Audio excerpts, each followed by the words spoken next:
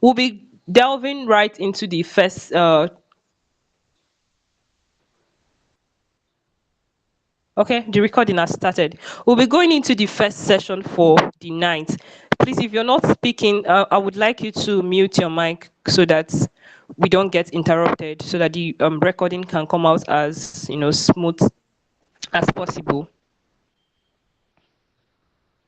All right. So we'll be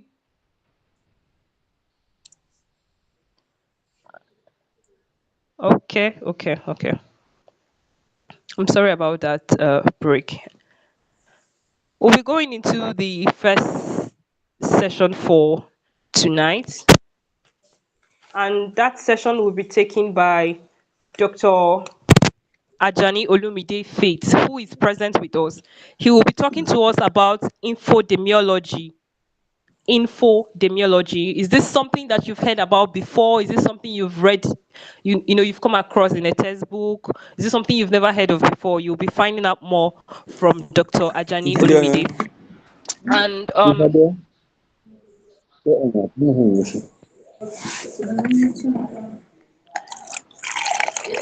Mustaka, please, could you unmute yourself? Could you mute yourself?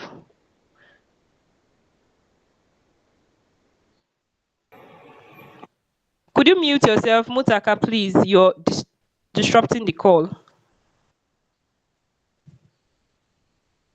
Okay, thank you. Thank you so much for doing that. So I'll be reading Dr. Olumide's bio. I'll be reading his bio so that you will get up. You know that we're not here to play. Just like yesterday's session, this is a quality conference. You have to take something home. So Dr. Olumide Faith Ajani, BMLS, MSc, MBA. There are a whole lot of qualifications here. PhD is a public health specialist with expertise in public health laboratory programs, public health procurement and supply chain management, quality management systems, and vaccine/immunization programs. He has had over 40 international scientific publications and over 14 years of extensive experience in supporting government and health institutions in low and medium income countries. I mean, across the African Union member states, which Nigeria is, part of. And so in this states, he leads, manages, coordinates, and implements complex integrated health system strengthening projects. He also conducts quantitative and qualitative analysis while leading and working across multiple cross-functional teams in a in a fast-paced multicultural environment. He has a bachelor's degree in medical laboratory science, a master's degree in chemical pathology from the University of Ibadan, and an MBA in logistics and supply chain management from the Malaysia University of Science and Technology. He's a fellow of the West African Postgraduate College of Medical Laboratory Science and a fellow of the African Center for Supply Chain. And Dr. Ajani also has a PhD in public health. Like I said earlier, he has several international training certifications and scientific publications. His work experience cuts across public health laboratories, procurement, and supply chain management. He also has experience with working he has experience in working with donor organizations, intergovernmental organizations, and business organizations. I don't know. I feel I don't want to say overwhelmed, but something close to overwhelmed. And I hope you're really excited. If you're in the audience, I hope you're really excited to hear from Dr. Olumide, because Dr. Olumide is a professional in what he's going to be talking to us about. So I'll be passing the mic to Dr. Olumide. Thank you so much for being here, Dr. Olumide, and we look forward to learning from you.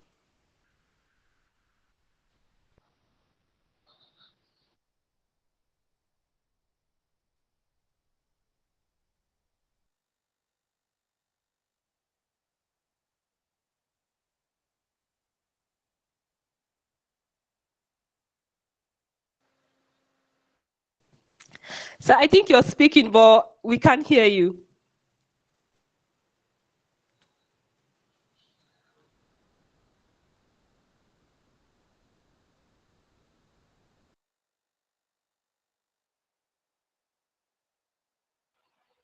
Hello, can anyone hear me?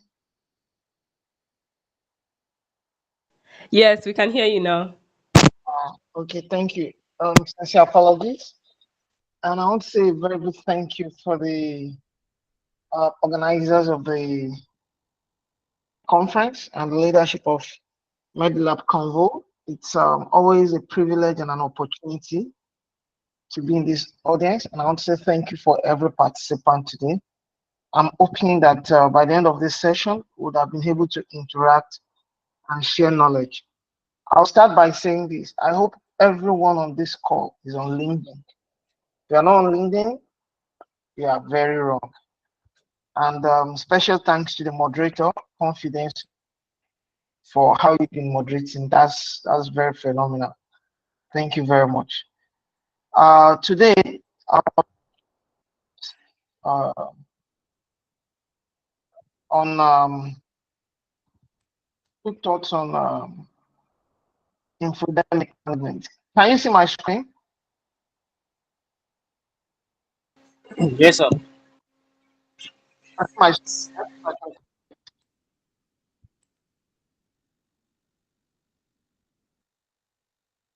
So thank you very much. Feel free to call me at any time in case you can't see my screen. So I'll be talking about infodemiology and health emergency. I'm looking forward to a very interactive session, but please feel free to call me. I will not be able to see. Um, hello, can I? Dr. Olumide, we can't see your screen. You come to my I screen. don't. Yes, I don't think you've initiated the screen sharing yet, but we can see your face though.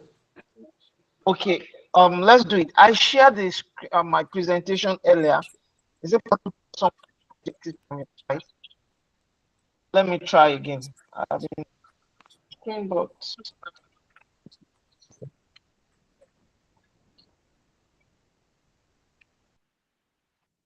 oh, So if your network is crashing, you can't get signal. uh, me now.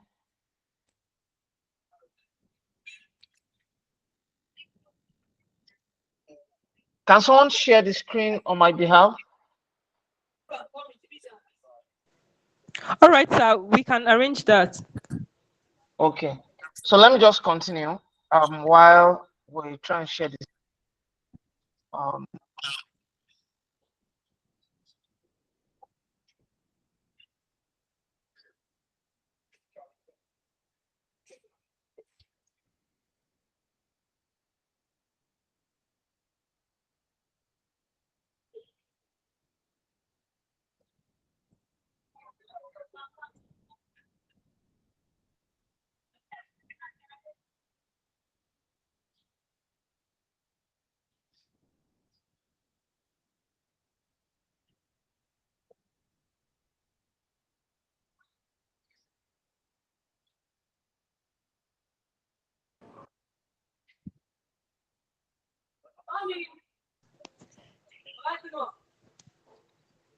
So I think you're muted.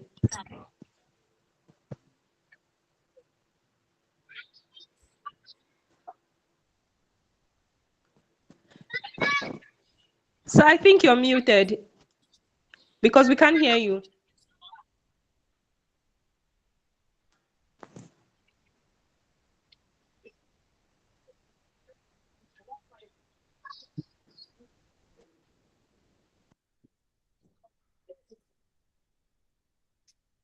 Please, we can't hear you.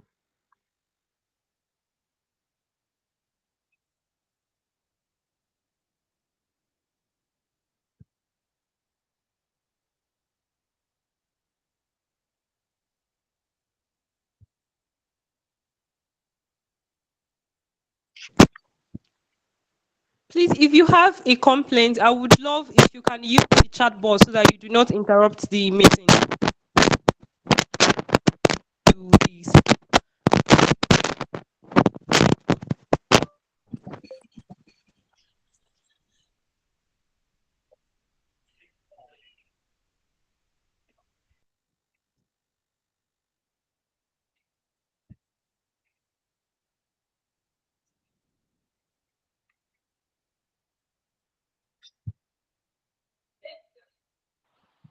Can you hear me now? Can you hear me? Yes, sir. We can hear you now, but we've not been hearing you since you started speaking. Okay. Network now. So I'm hopeful that it will be clearer now. All right. Thank you very much. You can hear me now, right? Yes, we can hear you. All right. Thank you very much. So, like I was saying that the area is a very, very unique area when it comes to infodemiology and health emergency. These are very two different and interesting concepts. And also, when we talk about infodemiology, any rational mind can quickly pick it up, or a simple Google search can give you an idea of talking about information, logy, study, demiology, where does it come from? You know, and you can begin to think around it within that context. Now, some of the key things to look at in this session. Whoever is sharing the slide, I'm on the second slide. We're looking at session goals and what are my learning outcome. I'm hoping that today we'll be able to look at infodemiology as a game changer in managing health emergencies. And why do we say so? We're going to find out. And we'll look at this by looking into the principle of infodemiology, the tools, and some of the real world application. I just want to confirm, is the slide being shared? Yes, sir. Yes, we're Okay. trying to share the slide. Okay, thank you. So what are the key learning outcomes that we're looking at? We're hoping that at least we have an idea of what infodemiology is as a new concept in public health.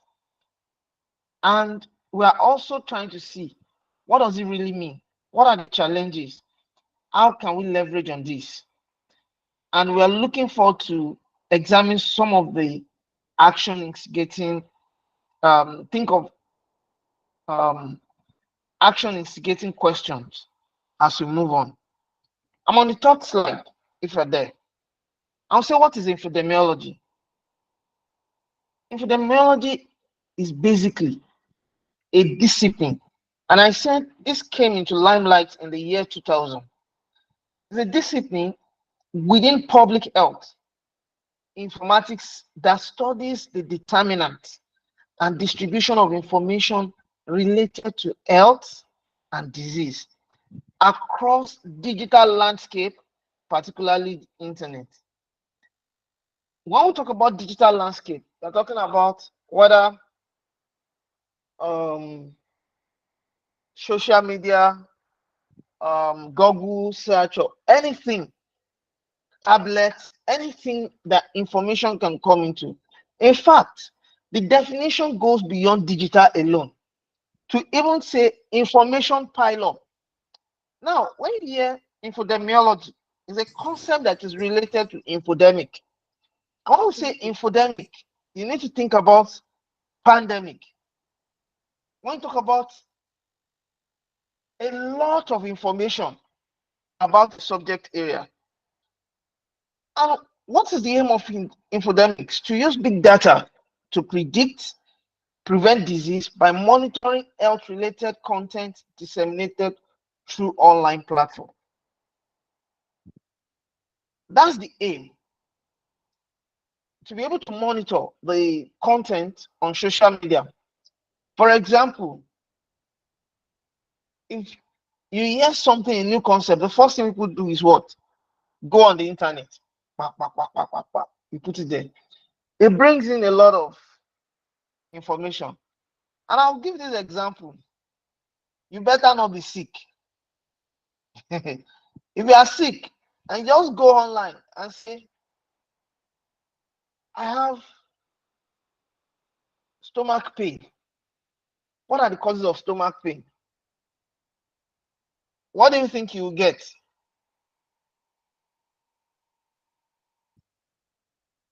Can anyone just talk? If I say, what are the causes of stomach pain? What will come up? I just did a simple Google search, and I wish I can share my screen. And you'll see so many things that if you are not careful, you even think you have cancer or you have AIDS or have HIV. Now, because you have more than information, both relevant, non-relevant, true or false, that is coming to your table. And I said the term infodemiology was first coined in the early 2000s as health professional begins to recognize the growing impact of digital information on public health. And I'll say this, as the age of social media and internet become more pronounced, this concept, which is novel, has evolved and has become a critical tool in health surveillance and crisis management. When we talk about health surveillance and crisis management, in a layman's term, we are saying we are looking out for information that can lead to disease outbreak, pandemic, epidemic, or whatever. We are looking out as an intelligent expert to gather, is there any information that can cause an outbreak or that can expand the crisis? And if you want to manage crisis too, information is very, very important. And as we go on in this discussion, we are going to see some of the cases that we've really interacted with. In today's world, misinformation can spread fast as virus. And let me tell you the truth. There was a time that in our country, somebody said the president, okay, let me not use that. If somebody comes and say, oh, the president, something happens to the president of a country, before you know it, if one person picks it, it goes like what? Wildfire. Within a short time, almost everybody is aware of it. Whether true or not. And interestingly, the worst part of it is that false information even travels faster than good information. Nobody will talk about the vaccines they've discussed, but people will talk about how the disease is killing very fast. There are war in some countries. People are talking about the war, the disaster, oh, crisis everywhere. But nobody has talked about the reconciliatory effort to bring the war, to de-escalate the war, you know. So these are some things that infodemics also help us to look into within the public health space. And in today's world, like is on the slide, it's spread like virus. And understanding and managing online health information is very critical. Infodemiology allows us to filter the noise, identify credible information, and utilize data to support outbreak response and health policy. By virtue of my role, I work in a very interesting organization that supports all the countries within the continent. And every day we scout for information from government, from online media, from partners, from everywhere, just to begin to know that in every country, what are the issues there? Are there crises there? Oh, there's a Lassa River outbreak in Congo. How many people? One person. Oh, there's a disease that is killing people. None of it has been identified. As people are discussing it, as somebody is just walking on the street and say, oh, I just saw somebody that has this thing on the leg. The person is just shaking. You pick it up. You want to investigate. You want to know, what are we dealing with? If that person posts it online, at that point, that information becomes useful. It's now the job of the expert to be able to know, filter the noise. Within that information, some will say it's kwarapa, some will say it's spiritual, some will say it's some can say it is kwarapa is like convulsion, you know, epilepsy to be precise. Some say, oh, it's just this is that is that. But now, by the time you are listening, you begin to look at, where does this information come from? Is it a news media? Is it someone Has there been any investigation? Is it verified? And can begin to say that, oh, is it the same outbreak that happened 5 months ago in Tanzania? Is it what is happening in Kenya? And you begin to match that information to help you prepare one, emergency response and know what we are dealing with, or manage the crisis. And crisis is so important because we may not even understand the impact of crisis. For example, if I live in a country that's the business of the country depends on airline operations. If in that country, and I own that country that is covering the world, I have a airline. If that country has an outbreak of Ebola, SARS, or any other virus, the way it's going to be carried has a lot of influence, because once people hear, a lot of people will leave the country. Business with that country will drop. Before you know it, if that information is not managed, you discover that somebody that already has contact, in attempt to quickly run out of the country to prevent being attacked, carries that same virus to other country. So if you don't manage the information you have, even sometimes before you go to the media and say, oh, in Africa, in this place, in this country, hey, we suspect this, the crisis management plan must be handy. It's best to say, oh, there was this case, we manage it, it's under control, this is what we've done, and all of that. They're saying, oh, there are cases, 10 people have escaped, we don't even know where they are. What you've done with that information is that you succeeded in putting the country into pandemonium. So it is very, very important that we look into this. Now, looking at infodemic, it refers to excessive amount of information. Don't forget, we look at infodemiology. Whether true or false, that is presented. I'm on slide 4 in case somebody's still sharing. Whether true or false, that is presented on both digital and physical platform during a significant health event like an outbreak or epidemic. And this tally with some of the things we've been discussing, proliferation of social media and all of that. And what is our role as public experts, as public health practitioners, as healthcare providers? One of our key roles is to be able to utilize and strengthen current system in order to provide information to health authorities that is authentic and assist population in having functional healthcare system, thereby effectively encouraging healthy practices, guidelines, and utilization of health services, particularly during emergencies. Some of you, because you are medical students, some of you, because you work in the public health space, during COVID-19, a lot of people were calling you, hello, is it true I can take garlic to do this? Why? Because people are looking for trusted source of information. So when you know how interesting the information that is being carried out, then it helps you to be able to prepare management and every other thing to be able to manage the effect wrong information can have on the society. Next slide. What are the key principles of infodemiology? Number 1, data volume and variety. And for you to be able to make use, you must be able to what? Rely on a huge amount of data, whether through online platform, from both structural and unstructural formats, to be able to identify the information in relation to what you are looking at, whether within the public health event. I won't say public health event. Public health event is a way of saying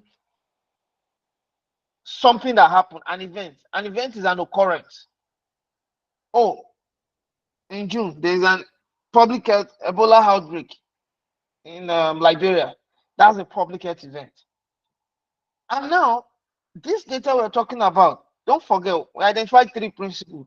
First, data volume and variety. Second, real-time surveillance.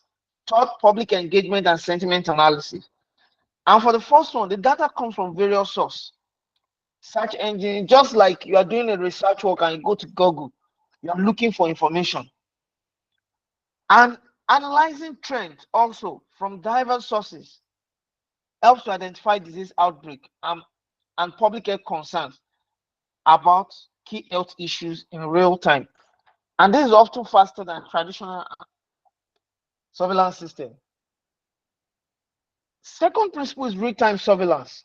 What do we say surveillance? Surveillance from survey. You are scanning, you are surveying because you are what? You are looking out for something. I'm surveying for counterfeit products. I'm doing a survey about attitude of boys at the age of 18. You are looking for information about something unique about boys. So surveillance is like looking for public health events, public health occurrence. And one of the core principles of infodemiology is the ability to perform near real-time surveillance of health information, enabling rapid response to emergency health threats. And the truth is, if you cannot get the information in real time as much as possible, 1 hour is too much time for people to die. If there's an outbreak in the lab, level 3, level 4 BSL laboratory, and you cannot contain it, and that information does not go out appropriately, people can die because of that singular lack of information. But if within an immediate outbreak, you make a call, and that was why Ebola in Nigeria, it was also easy to manage it, because while people were being treated, while there was a suspected case, there was an alert to the authorities. Principle 3, public health engagement and sentiment analysis. Understanding public sentiment and engagement regarding health topic is crucial. So you have a lot of sentiment about public health issues.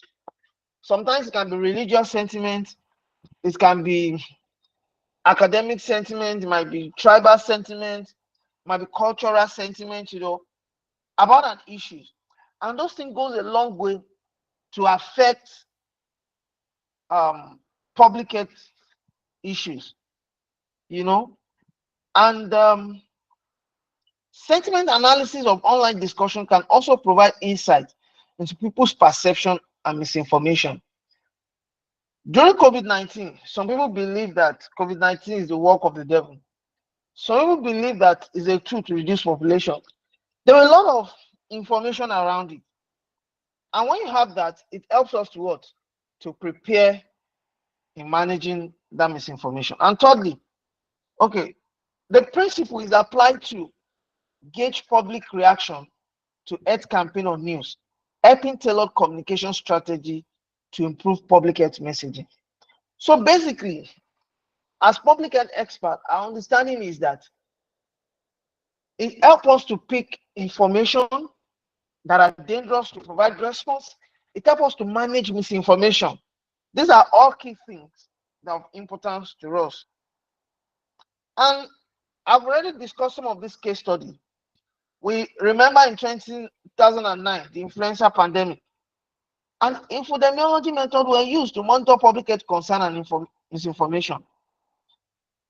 And case study 2, COVID-19 pandemic.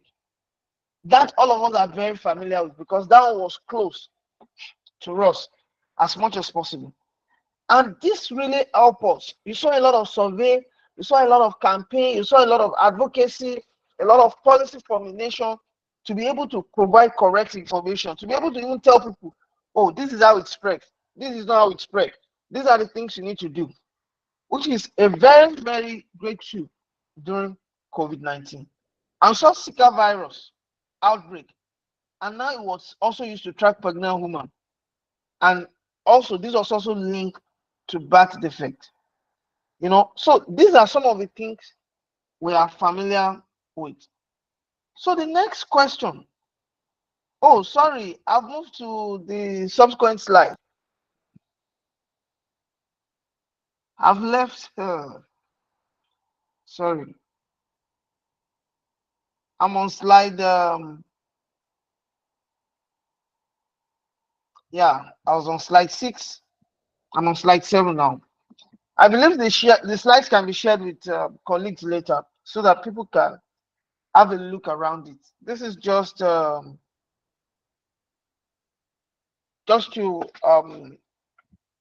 instigate some conversation and question and answer session. So now, having an idea of what infodemics means or what infodemic is for, the next question will be, why infodemics? And don't forget, the topic was looking at infodemiology and health emergency management. So the question is, what is health emergency management? Emergency management, health. How do you manage emergency in health? So for some of us, our concept of emergency is the ICU, the emergency unit in the hospital, or something urgent. But emergency is much more than that. And emergency can be something that you didn't plan for, like a sudden outbreak, pandemic, epidemic, can lead to emergency. You know, something that puts human lives at risk. I want to talk about emergency management. The question is, how do we manage emergency management? Which can also be said, how do we do crisis management? From this slide, I wrote, health emergency management involves planning, response, and recovery process to protect a population from the impact of public health threat and emergency. Planning is a very key component of health emergency. The success of your emergency plan or response plan is as good on the depth of your planning. And that determines your response. For example, if I say that in Lagos, Agege, there is a Lassa River outbreak, what do you do as an expert? You plan. You do a lot of stakeholders engagement. It's an emergency. Within a short period, you prepare your response plan. Oh, do we have to quarantine people? Do we have to identify experts to send? Do we have to, whatever needs to be done within that time, you will start thinking about it. And that forms your response plan. Look at their regulatory concerns, at their needs for which level of government, which partners needs to be involved in. And then you look at the recovery process. Now, when there is an emergency, it comes with a lot of crisis. Sometimes, depending on the kind of crisis, you have people that have been mentally destabilized. You have to see how do we get them therapy. And I'm happy that even in this conference, there is a session on mental health, So there's a lot of things when it comes to recovery. You don't just say, oh, the thing is over, the disease is gone. No, the disease has left a lot of effects in the community, in the health system, which the recovery process needs to be managed. But with the ultimate goal of what? Protecting the population from the impact of the threat and emergency.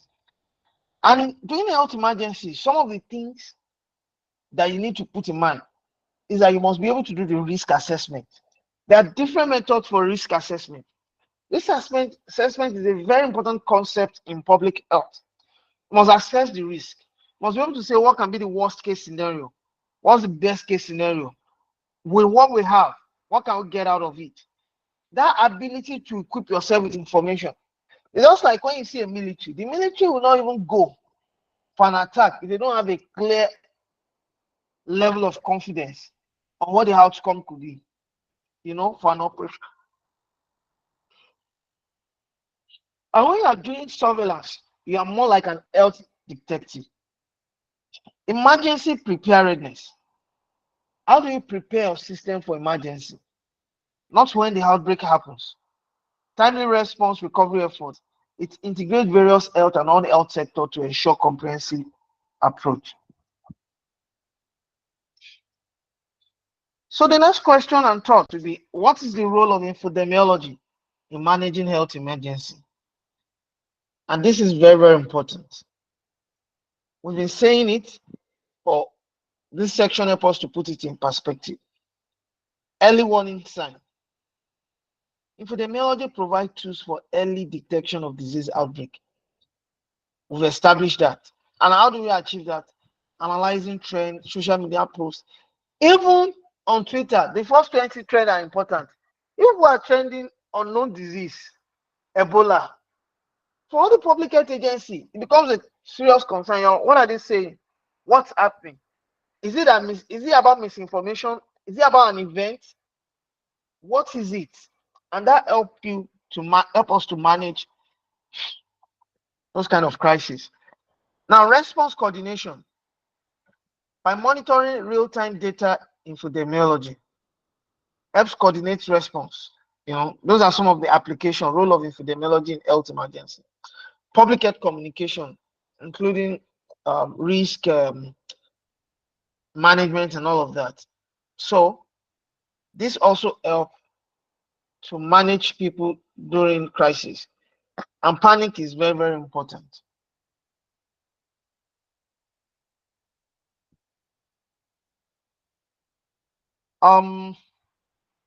So I'm on the key tools now and technology in infodemiology. We look at 3 key areas that is very important. And ladies and gentlemen, if there's anything you have to get from this discussion and what's going to make you unique is your familiarity with these tools. And I want to encourage everyone on this call, be intentional about doing certain training I'm going to talk about. Number 1, data mining and analytics software. Tools like Google Trends, Heatmap, ProMet are used to gather and analyze large volumes of data from various online sources, identifying patterns that may indicate health events.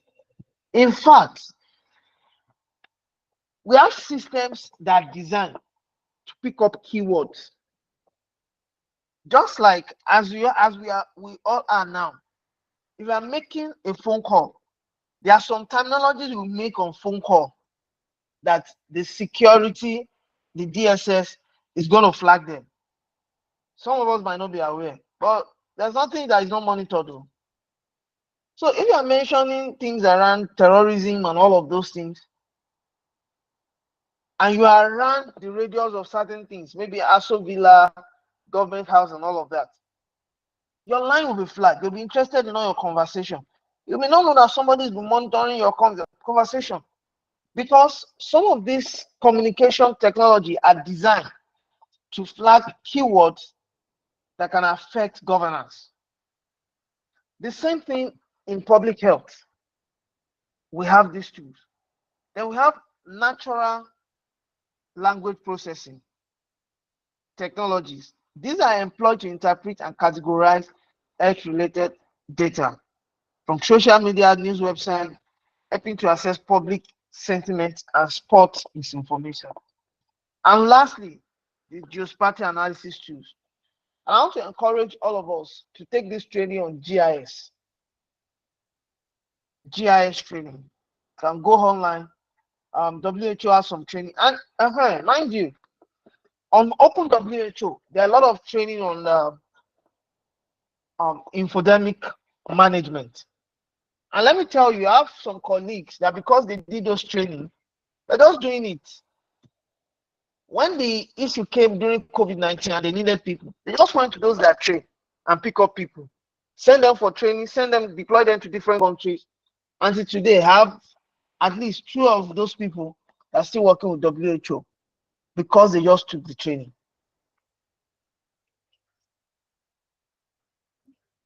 So, colleagues, I want to encourage us to do it. And what does this do? These tools integrate data from different geographical locations, allowing infodemiologists to visualize the spread of disease and distribution of health-related information. So there are websites that if you go to, you see graphical representation. You can solve it and say, okay, cholera, how many countries are the cholera? You go to a country, in which region is it? How many regions are affected? It automatically analyzes this and sorts them into codes. I was privileged to do that training by the UK government through the support of the UK government, you know. So it's one of the trainings that I want to encourage everyone on this call to do, because it even helps you in your report writing, presentation, analysis as a public health or healthcare expert.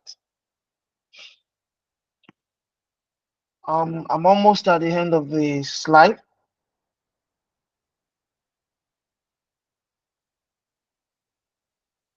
How these tools help in data collection and analysis? Simple. It enhances surveillance. It helps in decision making. It helps in adaptive communication strategies. Before I end or go to the last slide, I want to ask one or two people, what do you think are the challenges in infodemiology? Anyone? And how do we think we can manage some of those challenges? Based on the conversation we've had, what are the challenges of infodemiology? And what are the things we can do to manage them? Anyone?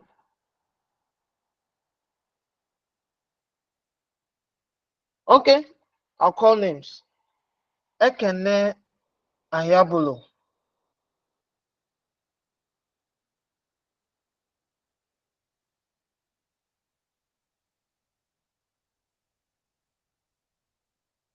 Okay, Abraham Adiagbo. Okay, Anthony, go on.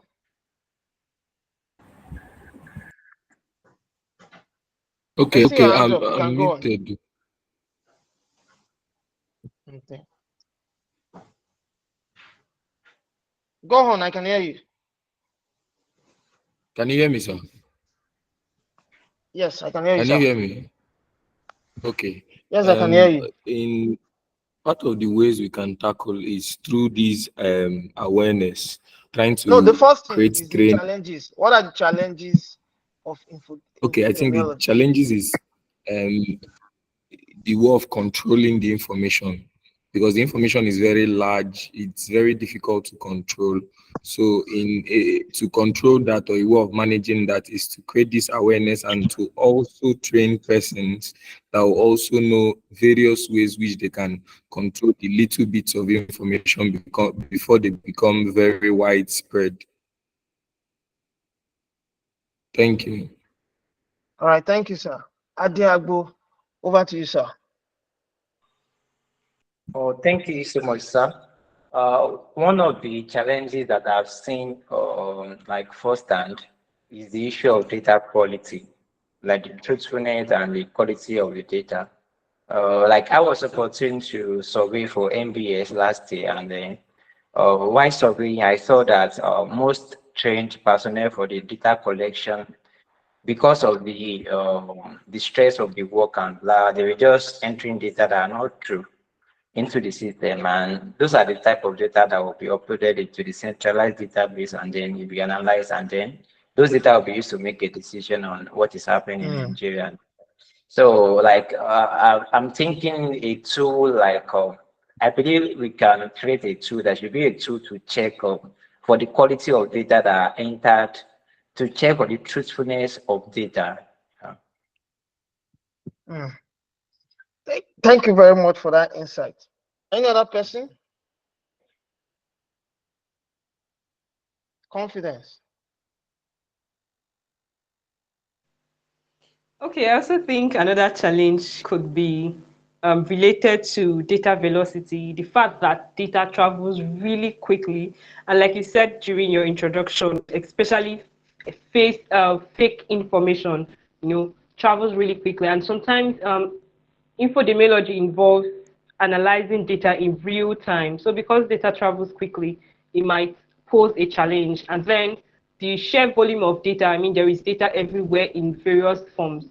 So it can also be a problem.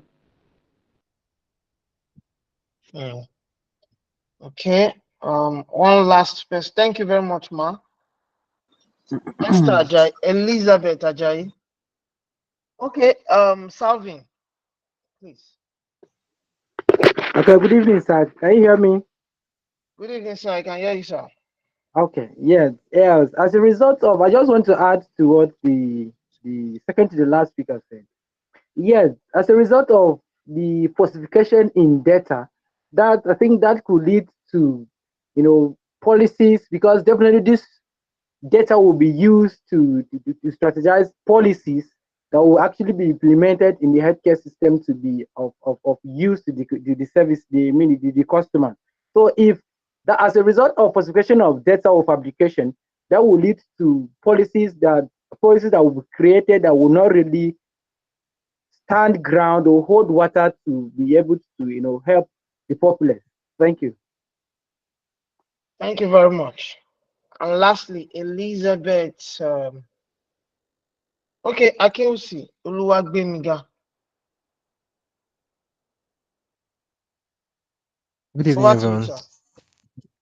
Good evening, I sir. also feel like too much information can be a challenge, like information overload. When we have too much information, we're trying to filter out from to get what we're trying to get. Like in case of an event, too much information can be like a source of challenge for epidemiology. Thank you. Somebody said poor funding can be one of the challenge. Very correct. If there's if we have situation of infodemic and there's no money to manage that crisis, it's a serious trouble. Nation will just be flying. And in addition to this, I would say infodemic is a very serious crisis, and we are not even at the peak. I played earlier this week. I was just on TikTok, and I saw these challenge. If you give somebody that, it looks like somebody gives you a blow in the face, and I was like, what? Okay, I just came out from the fight. It looked so real that even this week I was in a country for a meeting, and the country, I just showed them. It is I just showed them, and all of them thought it was real. Now we are in the AI age, in which people can paint a scenario to cause a pandemic within the public health space, and people ignorantly will move them. So whether we like it or not, infodemic is a serious crisis, and it's something as public health experts we must be intentionally conscious of, so that we can help in its management. And I'll go to the last slide that speaks to challenges on infodemiology. In line with what we discussed, data reliability and accuracy is very key. Data collected from social media and internet are subject to bias and sometimes are not representing the entire population. You hear things that they said, oh, Nigerians are this, so tribe is this, that tribe is that. Oh, people that this religion are this. Oh, people that live in this place are this. Oh, people in Abuja are this. People in this place are. I am like, what's this person talking about? This thing does not apply to me. And people will make a decision thinking about it. It's even worse in relationship. They will say all men are. There's a word that some people say, and I'm like, a young person that does not know how the word came about, we think, oh, anytime I see anyone, they must behave this way. Men are this, and because of that, you form a defense in that line. So I want to encourage us as public health experts to think in this line, that even when information goes on media, I was with somebody, and somebody said, oh, a pharmacist was saying something about laboratory tests that was not correct. That is infodemic. So another thing is privacy concern. Handling health related data from online sources raises substantial privacy issue. especially and consent of individuals whose data is being analyzed. So a very serious issue. And what do we say? For please, just 30 seconds.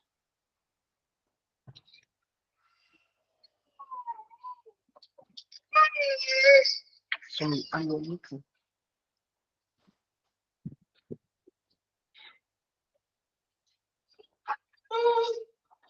So, like I was saying, apologies for that. Privacy concern is a very, very big challenge. You can have a data on WHO website, UNICEF website, or even on partners' websites or on government website. And let me give you a practical example. You might be in a country and you are in a hospital and you are seeing certain cases.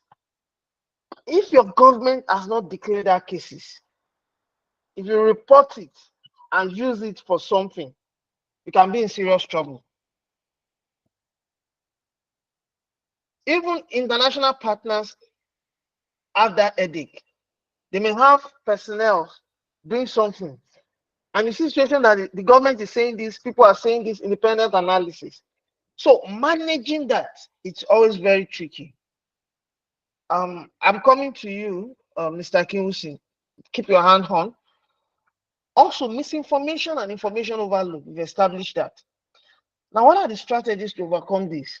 We've discussed it extensively, and that can be categorized into enhanced data verification technique. That means implementing a robust algorithm and cross-referencing with multiple data sources with yeah, got to keep. Sorry, apologies. Enhanced data verification technique, implementing robust algorithm and cross-referencing with multiple data sources can improve the accuracy and reliability.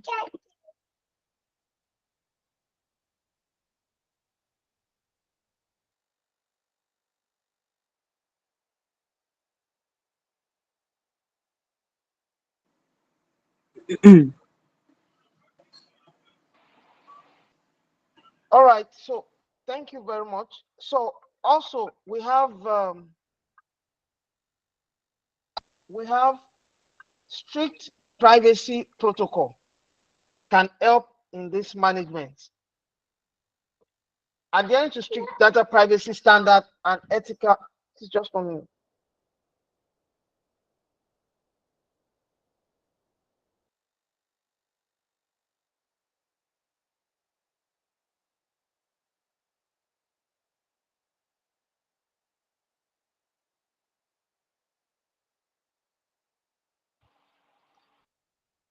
Sorry, apologies. Been away for a long time. I just came in today, so trying to just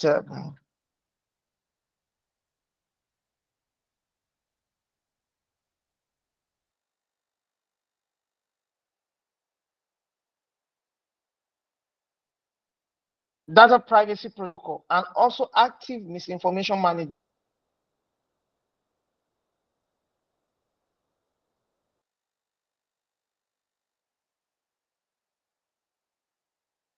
Identify and flag false information.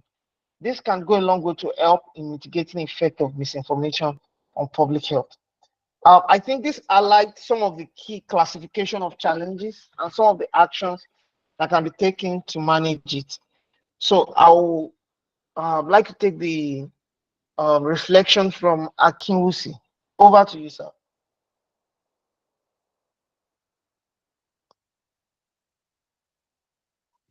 Sir, you've answered the question I wanted to ask, sir. Oh, great. So this brings us to the end of this session, and I would like to take a few questions and reflection. It may not only be a question, it might be contribution. This is a meeting of experts, and cross-learning will be great. Thank you very much. Over to you, Mr. Victor.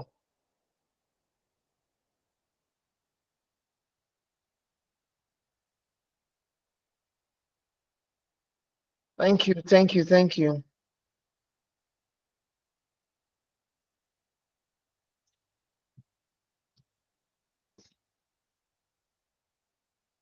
So any question?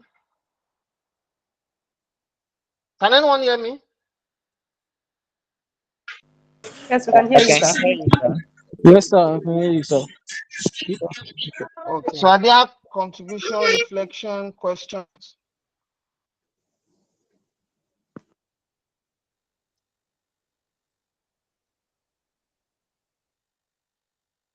Somebody has a hand up. Abraham, would you like to say something? Would you like to unmute Yes, yourself please and go say ahead something? because I can't. All Okay, right, yeah, thank please you go so ahead. much.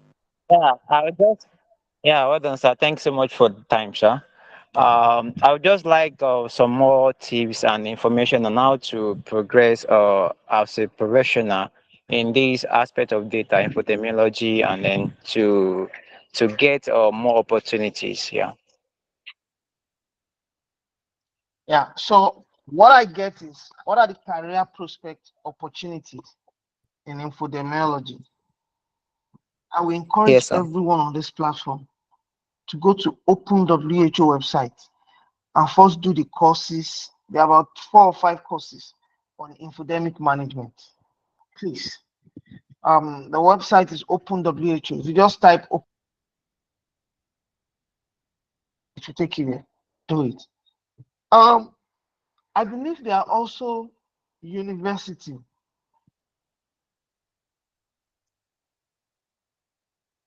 I believe there are also universities that are off, but most times, I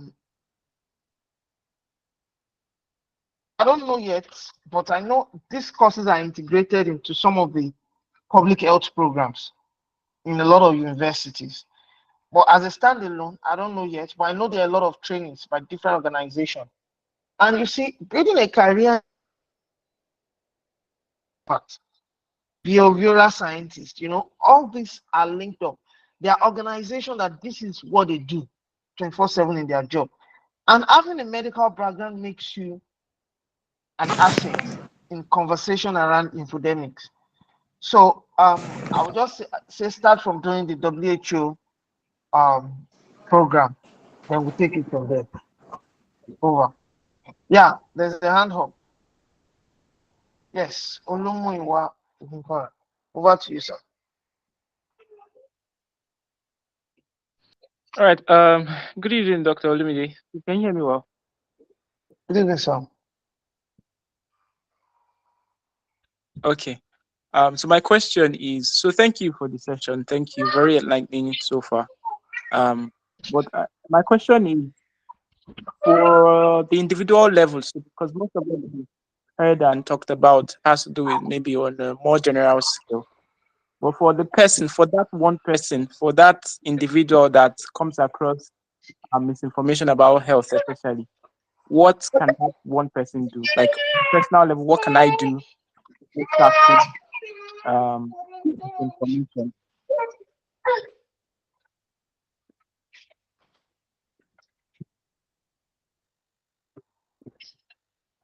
Thank you very much, sir.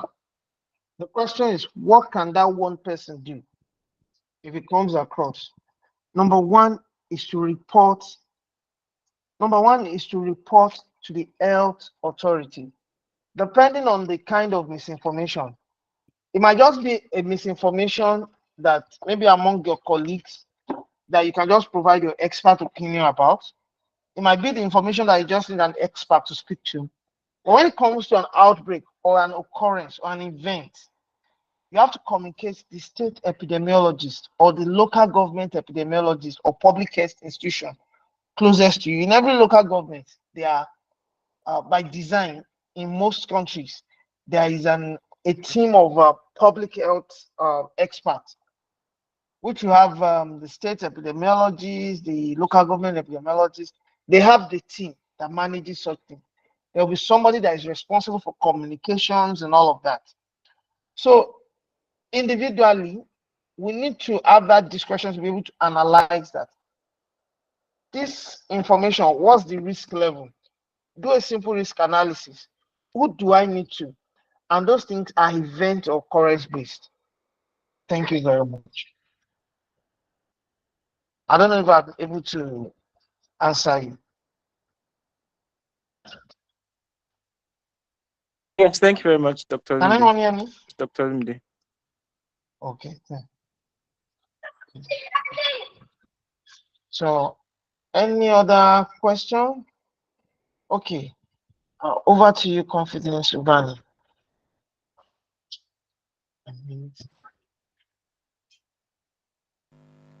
All right, sir. Thank you so much for this session tonight. It was really insightful. Just to add to the question Oluwamiwa asked, about what we can do as a person, I think that because accuracy of information is a challenge to infodemiology, one thing we can do is to ensure that we fact check, so that as people in the health and medical field, we don't want to be among the people passing false information, constituting more challenges to infodemiology. So maybe when we see news or when we see stuff about healthcare, we want to verify, we want to make personal effort to make sure that this the data or the information we're passing to other people, um, the information is accurate. We don't want to be like the people that say send this to 15 WhatsApp group chats, Oshodi is flooded, all sorts of false information. You're standing in Oshodi and it's dry as the Sahara. So fact checking is something that I think we can personally take seriously. Yeah, thank you very much. I really appreciate that contribution. Fact checking, and you fact check to the extent, best or farthest extent possible you can go. And you see, gradually, even legislation are coming on now to manage some of this infodemic, whether in public health or general space. And I can only wish that we're not victim of some of these things, because it will be worse as medical person. In fact, it might get to the point that your license might be recall. Even your academic degree might be recall.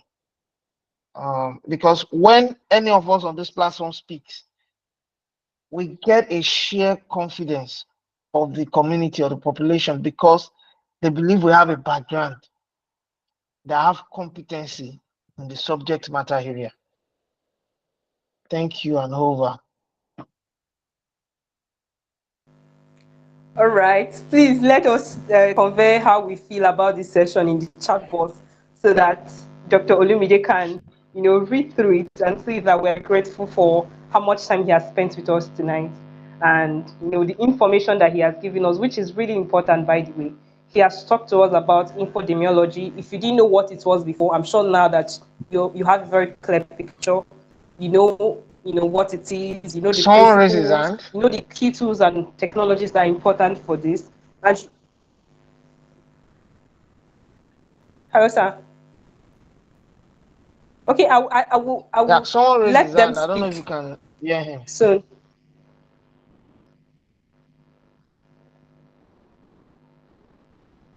Let me see. I'm trying to see who raised their hand. Mohammed Mohammed Abdurrahman. Abdurrahman. Please, can you? Okay, please, can you use the chat box? If you have a question for Dr. Olumide, can you type it in the chat box? Because we're trying to get to the next session of the meeting, of the conference. Thank you so much. Okay. There are more questions in the chat box. I believe Dr. Olumide will be. Thank you so much, sir. Okay, so there are more Thank questions you. in the chat box. I will just get them across to Dr. Olumide, and then whenever it's convenient for him, he will give answers to those questions. But meanwhile, we are so grateful, sir. Thank you so much for being here with us, Dr. Olumide. Okay. Thank you very much. I really appreciate the goodwill, the messages, and the feedback. We can also keep the conversation going. If I'm not able to respond, you can drop a message for me on my LinkedIn. We can keep in touch and I can respond. Over. And thank you. All right. All right. I'm sure everybody heard that. If you don't have a LinkedIn page, like you said, you're wrong. Please go and create one today. Create a LinkedIn account today and send Dr. Olumide a connection request. That's what it's called there. And we can continue the conversation. So the session we just had is on infodemiology and health emergency management. and it's been impactful. We'll be moving on to the panel session for tonight. We have 3 panelists who are on the call and who have a lot, when I say a lot, who have a lot to share with us. The panel discussion will be kicking off in a few minutes' time after I would have introduced the panelists.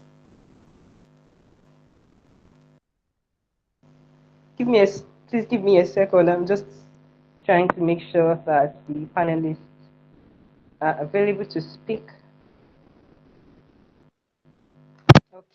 Okay. So I think we're ready for this panel session. I think we're ready. So the panel session, we're going to be talking about, the topic is rethinking the mental physical health balance for biomedical scientists. Mental physical health balance for biomedical scientists. I'm not going to do any introductions on that. You will be hearing these experts speak for themselves and express themselves. On the panel session tonight, we have Odinaka Kinsley Obeta, we have Sherifat Jimo, we have Theodora Kofi. I'll be reading out their bio so that you would have a grasp of who these experts are and what to expect. So I'll be starting from Sherifat Jimo. If you're familiar with MedLabConvo, Sherifat Jimo will not be a strange name to you. I mean,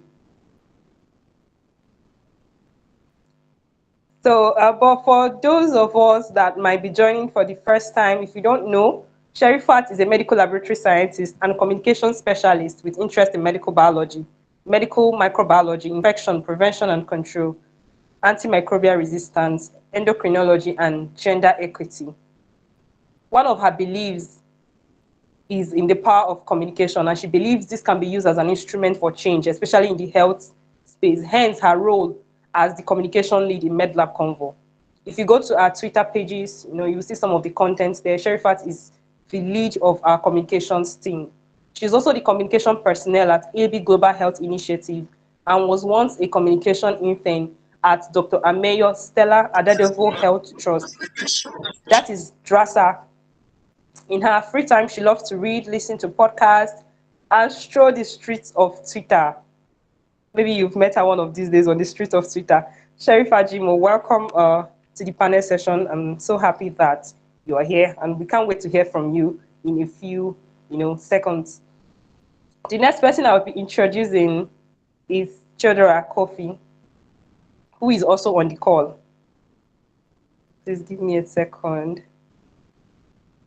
Okay. Theodora Kofi is another amazing expert. She has a background in global health and psychology, and she has a strong passion for driving positive change in global mental health. Over the past years, she has supported projects across sub-Saharan Africa, and she has a keen interest in education, public health, and policy making. So remember, we're talking about mental health, and we have a mental health expert here, right? The last person on the panel session is no other than Odinaka Kinsley Obeta, whose bio is so voluminous that we will not be exhausting it tonight. Okay. Ambassador Odinaka, welcome to the call. We're happy to have you here. If you're not familiar, and I doubt, but if you're not familiar with the name, Odinaka is a distinguished and licensed biomedical scientist whose passion for public health drives his work in various areas, including health communications, youth development, policy development, and advocacy in global health. He's executive director of Block Malaria Africa Initiative, and he leads a number of organizations. He's also a founding member, a founding father of MedLabConvo. So if you're familiar with MedLabConvo, you definitely know Ambassador Odinaka Kinsley Obeta. Throughout his career, he has earned numerous prestigious awards, including the Ambassador of Medical Laboratory Science Award. If you're wondering why I'm saying ambassador, now you know. And he was also celebrated as one of Nigerians' health heroes, by the Nigerian Health Watch. He received a Global Legacy Award by Common Purpose UK in 2022. And there is just a lot more to this panelist and to the other panelists as well. And I really hope that you're pumped for the conversation. Remember, we're talking about how to drive the balance between physical health and mental health as a biomedical scientist. Whether you are a student, you are an intern, you are a professional, this conversation, you're going to find it insightful, right? So I'll open the floor for the panel session to begin. Ambassador Odinaka, Sherifa Jimo, and Theodora Coffee, thank you so much for being on the call. And I'm handing over to you.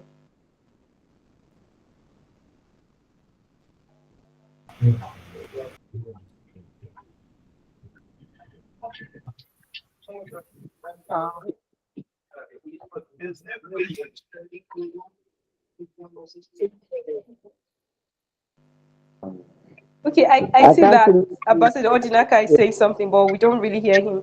Please, if you're not speaking, mute yourself. Yeah, so I'm not necessarily saying anything. I'm waiting for the panel moderator to probably go ahead, but I wanted to first of all just appreciate and acknowledge Dr. Faith Olumide Ajani, one of our board advisory board members and member of board of trustees at MedLabConvo, and also a mentor to myself and quite a lot of persons on the call. Dr. Faith, it's a pleasure to.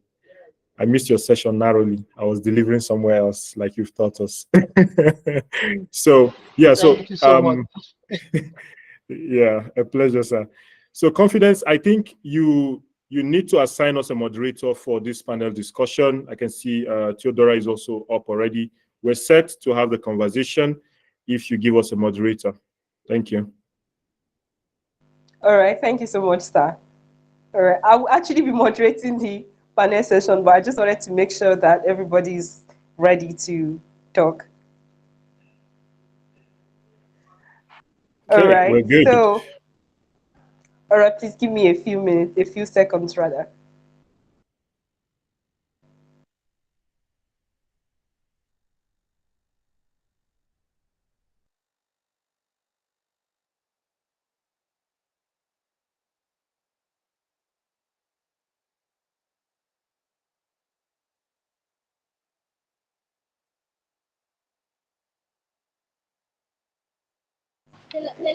Okay, I'm sorry about the delay.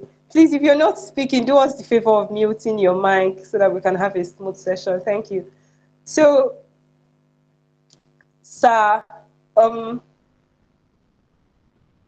first question will be first question I'll be throwing out for the panelists is, how can biomedical scientists prioritize their health while providing quality services?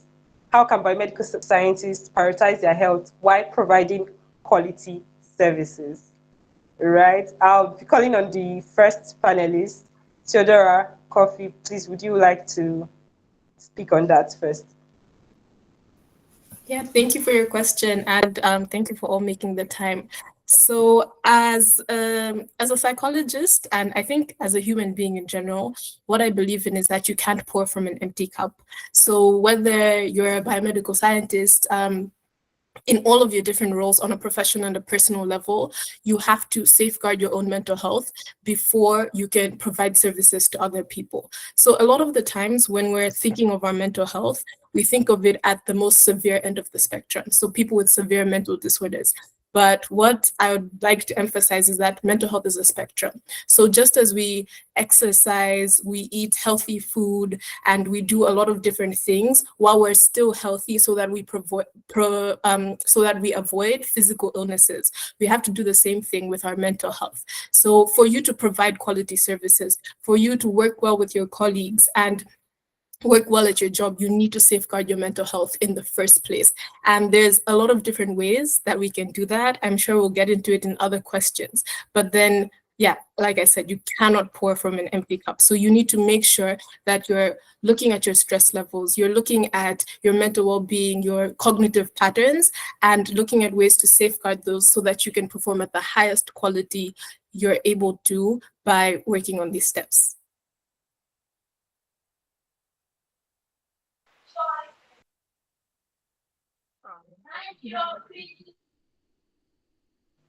Amazing. Scientist Odinaka, Sab, would you like to?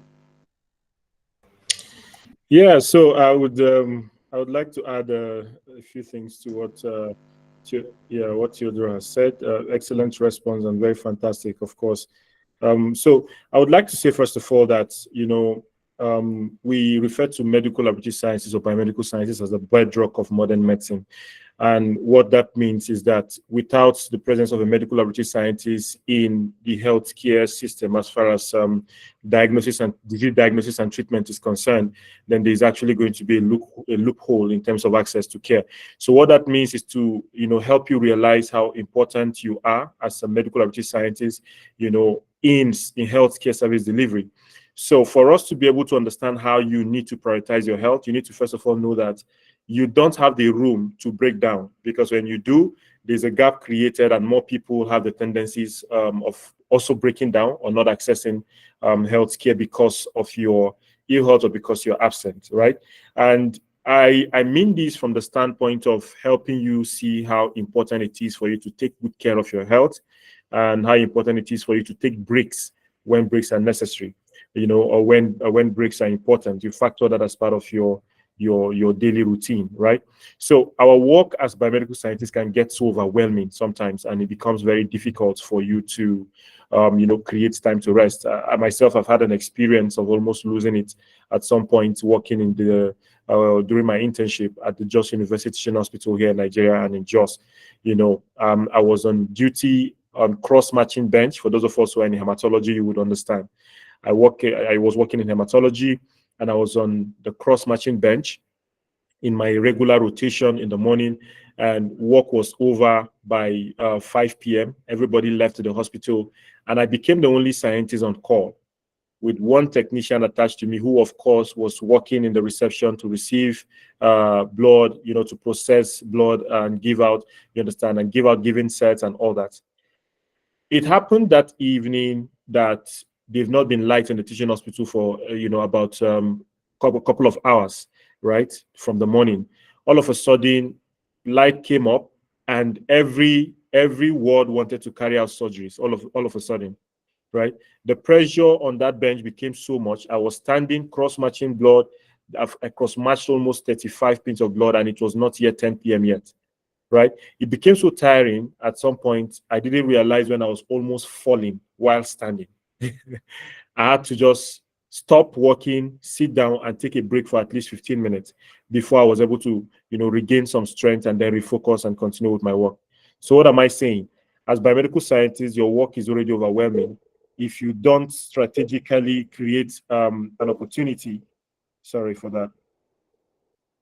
If you don't strategically create an opportunity to take breaks in between, to rest, and all that, you're going to have a problem. So regularly take breaks during your work hours. Establish boundaries between your work and your personal life, because you have work, which is already overwhelming, and you have a personal life, which is already on itself probably overwhelming. It depends on the kind of person you are. And then you also need to engage in regular exercise, maintain a balanced diet, and pay attention to stress management techniques. It can be very important because there's a lot of tendencies for you to be under stress because of the kind of work that you do and the workload that you're exposed to. It's also important that you also seek some kind of support from the people around you. Talk about, challenges when you're stressed, and then report, make reports to seek for breaks when you need that. Is very, very critical, right? So there are quite a lot of questions I think we need to attend to subsequently, but let us do this first. Okay, thank you, sir. Somebody's in the comment section saying, "Oh my God, we're crying emojis." Trust me, we've not started this conversation yet. Sherifat, today when I reposted the flyer for the conference, Sherifat responded with some crying emojis because she almost forgot. And that's still in line with what we're talking about. So Sherry, please give us your insights. How can we navigate this problem? Okay, thank you very much. Good evening, everybody. My name is Sherifat, and I am currently an intern medical laboratory scientist. So that should give you all the tea that you need to know. I am always tired. I think anytime somebody messages me and they be like, "How are you?" I don't even bother lying. I just say tired, like, because I'm not fine. But the thing is, the question, if I got it correctly, is sorry, excuse me, how how biomedical scientists can prioritize their health while providing quality services. I think for me, one thing that is always at the back of my head is you should always put yourself first. I know you are there to provide quality services to your patient. You see your patient as like a priority, but you're also a priority because if you don't put yourself first, how will you be able to be at the top of your game? Okay, doing this and that, doing cross matching, doing handling all these machines in chemistry. You wouldn't be. You'll be so exhausted. I mean, if you've not. Okay, let me give an example. One time I was on call. I was fasting. We had just finished Ramadan, so I was fasting and I was on call. I had not eaten, and okay, I did not eat that morning because I was tired, so I slept off. Then two samples came in. They were like it was only their last number, like their last three numbers, or last two numbers rather than that are not identical. So I missed like I placed the values for the first one for the second one, and the values for the second one for the first one. And chemistry in chemical pathology lab, we work with positional diagnosis, obviously. So I noticed that the values were not correlating with this positional diagnosis. Because what do you mean they're querying CKD and this person is having a normal urea and creatinine, and someone that is just coming for a routine checkup is having urea and creatinine that is shooting off the roof. So like I was very, very tired. Then I had to take a moment to like reset. Or like I just told the partner I was on call with that I'm coming. I just need to rest my head for a bit and I'll be back. So in that instance, I prioritized myself because if I didn't do that, I wouldn't be able to continue that work. I would keep making that mistake and to cost the life of this patient. So always have it at the back of your mind that you should put yourself first. Put yourself first so you'll be able to be at the top of your game for these patients. Thank you.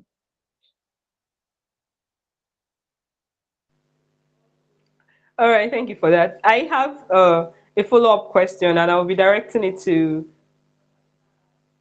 Ms. Chodera Kofi, who is a mental health expert. So, how can health? We've talked about how biomedical scientists can prioritize their health while still providing quality service. And from the notes I took, some of the advices you gave, put yourself first, prioritize your health. Mental health is a spectrum, and also seek emotional support from the people around you, and take breaks in between your work schedule. This is for the person. Now, how can health organizations and associations generally help health workers to achieve this mental physical health balance?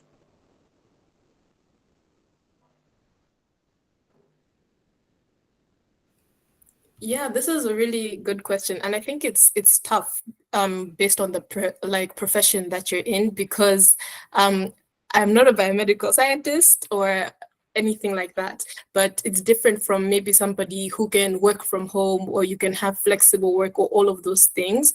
Your work demands you to be there, and it is a lot of pressure. And I think one of the things that both of the other panelists have mentioned is that you really need to have an environment and seek social support. So you need to have colleagues who are somebody you can open up to, who can be emotionally supportive, but then you also have to be aware of your own limits. So there's a point where you can be like, okay, I can't push myself beyond, like, my body has limits, my mind has limits. And as an organization, it requires structural change, but then also as a health system in general, we know that there's such a lack of healthcare workers.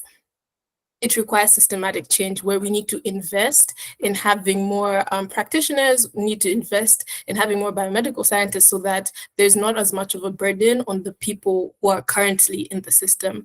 And I think just in general, it's very important to have good working relationships, because one thing that I've noticed in the mental health field, I think because we're so aware of how our mental health is affected, we speak a lot about like supervision and how superiors can support you. So like a lot of the bosses that I have will come up to me and will be like, oh, how's your mental health? How can I support you?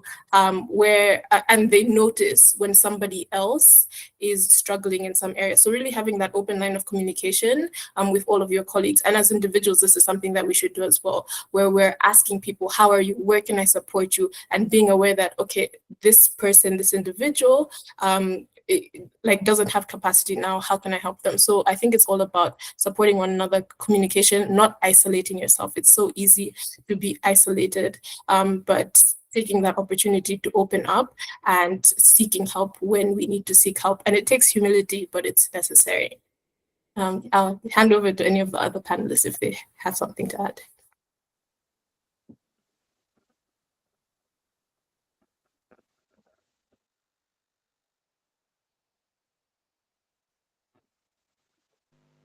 Okay, thank you for answering that. That was amazing. I would like to ask Sir Odinaka, because he has, been in contact with a number of world leaders, spoken to policymakers, and things in that line. So, sir, I want to ask you, how do you think associations? Somebody's mic is on. Please, can you mute your mic? Whose mic is on? Thank you for muting yourself. Okay, so sir, I was saying that you've been in contact with policymakers, some world leaders, and you've been in insightful programs. So I just wanted you to throw insight into how associations, MLSCN, just health associations generally, how they can improve this situation we're talking about. Okay, yeah, thank you so much. I think I was also following Theodora's submission, and very excellent as well.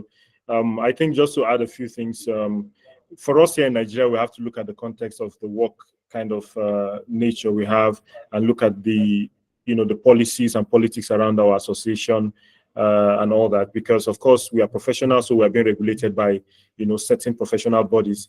So one of the things I think is important for us is to be able to advocate for improved policies, right, that can help to promote work-life balance.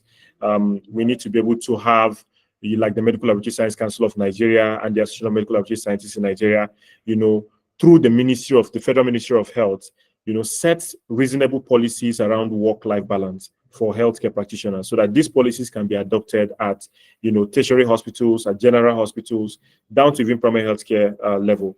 Sherifat, I know she's going to share her story, but then, I was seeing a message sometime back about on the Convo, where she mentioned how she has been on duty. She was ill on admission. She was just recovering. She just got discharged like yesterday, and she's placed on duty tomorrow. Things like that should not stand if there's a policy. If a medical scientist or a healthcare worker is sick or is or receiving some form of treatment, the person should be given some kind of leave to go and rest, you understand, and then regain their strength before they can resume back at work, right? So things like that, we need to be able to advocate for them to happen, right? So, and our association and our council are in the right position to make this happen. So these are some demands we should follow up on.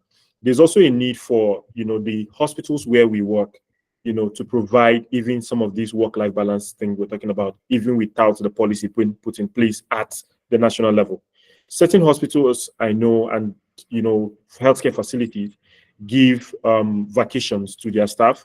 They give some kind of allowances and bonuses to their staff to also support their welfare.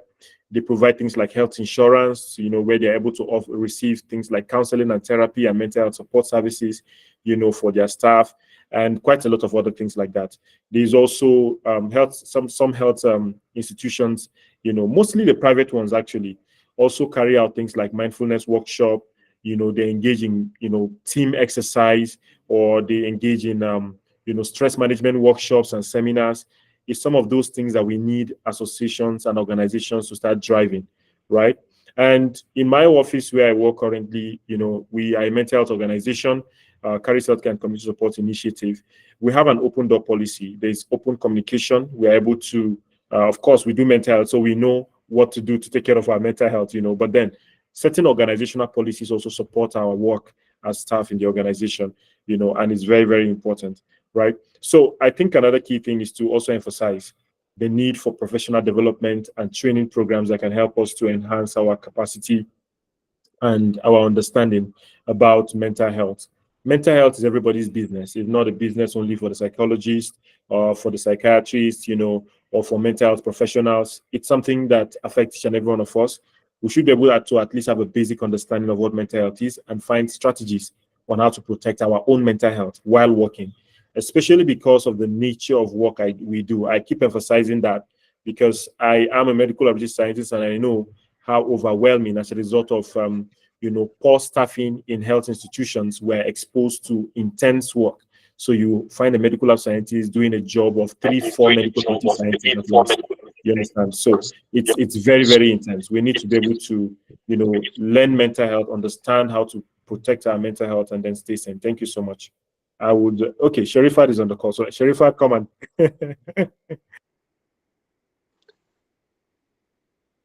Okay, thank you very much. So one thing I would really like to point out is the open door policy. So I think we should be able to, like, this association, aside from the fact, Scientist Odinaka, understood Odinaka, who is my mentor, and Theodora, they made valid points on policy making and all that. But I feel like as an institution, like, if this institution is doing, if like the umbrella body is not making active efforts to put in place all these things, these institutions, like, individually can put in place like an open door policy where you can easily reach out to your superior and explain things to them that, okay, I am not actually feeling too well, or I'm not feeling fine. So they believe that is until you are physically down, that is when you are not feeling fine. Meanwhile, you can be looking physically fine and you're not mentally okay. So if they can put in, and they have this belief that, oh, we did it and we did not die, so you also have to go through it. If we are able to work and work and work and work and work in spite of all these nonsense, in spite of all these policies that are not favorable to us, then you too should be able to do it. But times are changing. It's not the way it is then, it is now.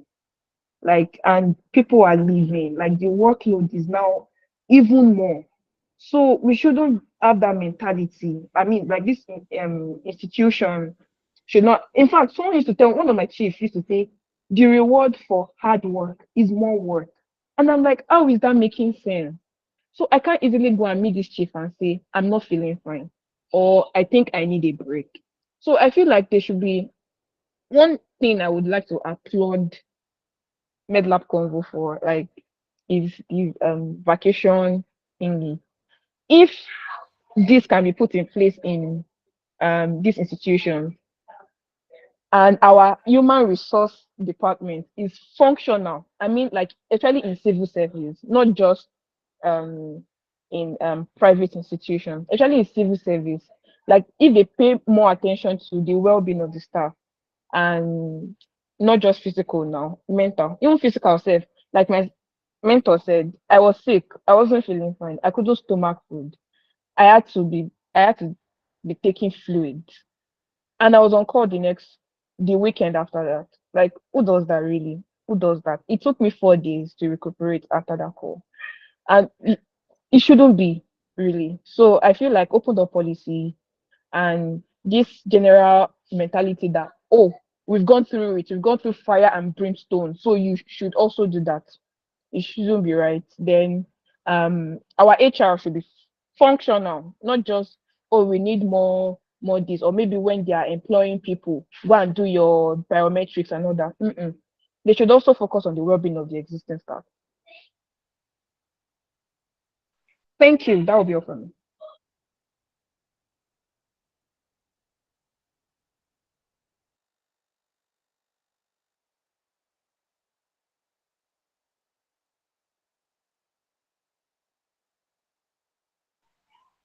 Miss Am, are you there? Okay, can you hear me? Yes, I can hear you now. Oh, okay, okay. So while you were speaking, I just remembered a very popular sentence we used to say in school, that the profession we entered to save lives is trying to now take our own lives. The struggle is like, it's like so real that this conversation is very important. And while you were speaking, you talked about, how people in the comment section. When you were speaking, you talked about how the policies can be changed to accommodate breaks, to just prioritize the uh, mental health of health workers. So I wanted to ask, in your facility where you work, what is the perception? What is the mental health perception? Like, how do people perceive mental health generally? I don't mean just the bosses. I mean, your colleagues, the people that you work with. Do they think that mental health is something important? How is it perceived? Oh, okay. Thank you very much. So, let me start with the bosses, then I'll start with my colleagues. I mean, my colleagues, we are quite divided. I would say, currently now we have the Gen Zs, the millennials, the Gen X, the baby boomers, and all. So there are the Gen Zs and there are the millennials, and we have the old people, and we are all colleagues, mind you. So if I'm talking about, okay, for example, I was talking about functional depression and how somebody can be depressed and the person would still be functioning, but outside of all the crying eyes, the person is just dying inside. And this one of my colleagues, she was like, "What do you mean functional depression? Just give me credit a lot and I'm okay." And I'm like, that's the problem. That is actually the problem. So most people, um, it depends on the how will I put it, the age range. So if we are talking about mental health, they'll say, "Oh, you are woke. That's why you are carrying mental health on your head. I just need food and I need credit alert and I'm okay." But my other colleagues that we are like within the same age range, they're like, "See, I can't come and kill myself. Really, my mental health is at stake." Do you understand? So like now to the bosses, if you got like they see it as and escape, like what we use to like escape from work. Imagine me, I'm always up and doing, I'm always hardworking, and I come to tell you that okay, i'm not I'm not feeling too well today, or I'm unable to finish my seminar slides because I'm not feeling up to it. The next thing you should ask me is, okay, what is wrong? But you're like, oh, are you, yeah, is it one of all those your Gen Zs and you are depressed now, or you are this, or you are that? How will I be able to come and meet you again that, okay, something is wrong with me? Or like, how will I be able to convince you that, okay, it's not that? So like, there's this, it's like this general societal perception that, oh, it's only the Gen Zs that are talking about mental health, and maybe the early millennials. That is how it is. It's like a mini Nigerian society within my workplace, really. Just think about your average Nigerian society, and that's how it is. Okay, interesting. Mr. Kofi, would you like to talk a bit on that mental health perception in the workplace? Yeah, while Sharifat was talking, I just remembered there's this other concept in psychology. It's called Maslow's hierarchy of needs. Maybe you've heard of it. So she mentioned this point of like the generational gap. I'll send the link on the chat. The generational gap where older generations, maybe like, yes, Gen X and so on, their perception is we just need food, we just need housing, or so on. And then it's when you get to these younger generations, which is it's also because of more self-awareness, and more mental health awareness, which is a great thing in younger generations, that we realize that it's not just about having food and health and so on. You also need to meet your emotional needs and meet your psychological needs. So this theory basically talks about the different hierarchy of needs, so that you start with getting those needs that are related to food and shelter and so on. But once you get those needs, you realize that, oh, I also need to meet my emotional needs. I need to meet my mental health needs. And these all lead to you self-actualizing as a human being. So reaching the highest potential that you can ever have. So I think as a workplace where you want to have somebody who is thriving and providing those quality services that we were talking about earlier, you can't just be focusing on, oh, I'm going to give you this salary so that you can get your food and get your housing and pay your rent. No, you have to have an environment where somebody is reaching the highest level of their potential. So you're meeting their emotional needs, because otherwise people are always going to be working not at their best potential. So it's very sad that we haven't gotten to the state where we're recognizing all of the different needs that human beings have and have structures in place in the workplace. Organizations differ quite a lot, but I think as individuals, we can really make a difference.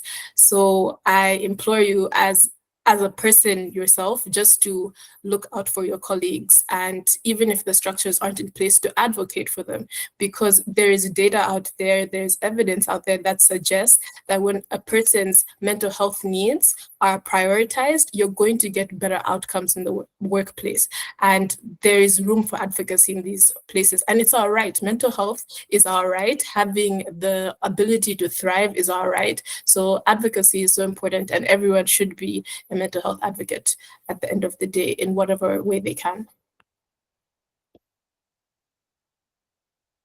Thank you for that. You and Sherifat raised a very important point that age can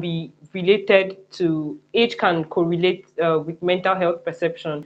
So I would like to ask Sir Odinaka, if the mental health perception is poor in our workplaces, especially in the Nigerian health landscape, how can we encourage a more positive perception? How can we encourage people to be more receptive towards mental health issues and mental health discussions in the workplace? Yeah, thank you so much, Confidence, for that. Quite a lot of things can be done, and a lot is already been done. Between Wednesday and Thursday, I've been facilitating a training on advocacy for healthcare practitioners, religious leaders, and community leaders somewhere here in Jos. Training them on advocacy for disability rights inclusion, and then talking about how persons with disability don't have access to health care, including mental health services. And I also lead like a project that is helping to strengthen access to mental health care in 4 local government areas of Plateau State. And one of the things that I have noted is the fact that the interest people, in fact, healthcare workers have around the perception of healthcare workers around mental health is actually very, very poor, and quite unfortunately so. The reason is because people don't see mental health as real illnesses, and this is one of the most unfortunate things. There are a lot of misconceptions and myths around mental health, and it is so sad. I keep saying it's so sad because healthcare workers are supposed to, have an understanding of what mental health is about. At least they went through physiology. If you work in a healthcare space, you should have done physiology at some point. You should have done anatomy at some point. You should understand that mental health is real, and mental health is actually, a serious situation. But unfortunately, some of our healthcare workers really don't pay attention to this. So the perception is really poor. You can see the comment from, Sherifat's colleague at work when she talked about mental health and all that. This is a general perception, and this is both within the older colleagues and even the younger colleagues, right? So what can we do to really change this perception? A couple of things can be done. Media engagement is one. We have social media, we have radio, traditional media, the radio, like the internet. You understand? We can do a lot of work around that access. Can we write a couple of blogs, for instance? Can we have conversations about mental health on our podcast? Of course, we have LabCast at MedLabConvo. Can we talk about mental health on LabCast? Can we leverage World Mental Health Day, to advocate for mental health conversation? Can we work with World Suicide Day to advocate for mental health conversation, right? So can we point out some of these issues, on some of these internationally recognized advocacy days, and amplify the voices of the healthcare worker who have been trying to talk to their hospital management about their mental health, and then they have not been paying attention to them, right? A lot of that can be done. And even within our space, for instance, at student level, let me talk about the student level. We can carry out awareness campaigns, and we can also host seminars within our schools to increase knowledge around mental health. There are actually basic things that we can do to cope with our day-to-day stresses of life. But when you don't even know that, certain things when factored into your day can make your day go easier, then you end up having a very stressful day, and it becomes your lifestyle, Monday, Tuesday, Wednesday, Thursday, Friday, Saturday, Sunday, right? Students are not finding it easy. Biomedical scientists are not finding it easy. Nobody is finding it easy. Mental health is really a very serious conversation, and it's something that we need to start putting into our space. Theodora mentioned something like that. We don't need to wait until something happens before we take action, right? We need to take up the responsibilities as biomedical scientists and know that advocacy for mental health is not only for the psychologist or for the psychiatrist. It's for each and every one of us in the healthcare space, because even when, diagnosing a patient or carrying out the laboratory diagnosis on a patient, if you carry out these test panels and then you predict what is wrong with the patient, or you're able to point out the disease condition of the patient, this patient could be, having these physical health conditions, but still be down with one form of mental health condition which can affect their recovery, right? So we are supposed to be vanguard when it comes to mental health conversation. So it is our responsibility to amplify the conversation, and then help people, especially our colleagues, change their perception around mental health. So I think that is one of the key things that we need to do first of all, and then a lot more can happen afterwards. All right, thank you, sir. That was insightful. Please, would any of the panelists like to add to that? How we can drive a more positive perception of mental health in the workplace? Okay. I think I would like to add something. So I feel like there should be, before you get, okay, sorry, let me retract. Before you begin work, you go through all the documentation process, you do medical fitness, like you have to do all these tests and all that. Please, where is mental health evaluation in all of this? It's missing. So they just believe that, oh, I mean, physical health is also up there, but mental health is also, mental health is not being treated as something that, as a real illness, like Ambassador Naka rightly said.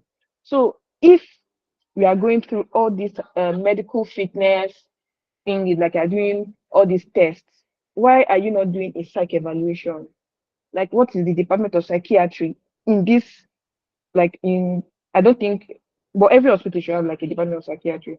But what is the Department of Psychiatry in this hospital actually doing? What are they doing? It's not, it just doesn't make sense that mental health evaluation is excluded. So in fact, if this mental health evaluation is being factored in, then you know how to approach this person. Like, okay, maybe this person has a bipolar disorder. If this person is acting out in a way, you know that, okay, it's not, you won't even get offended, because you know, okay, this person is actually not okay. Like, if you sorry, excuse me.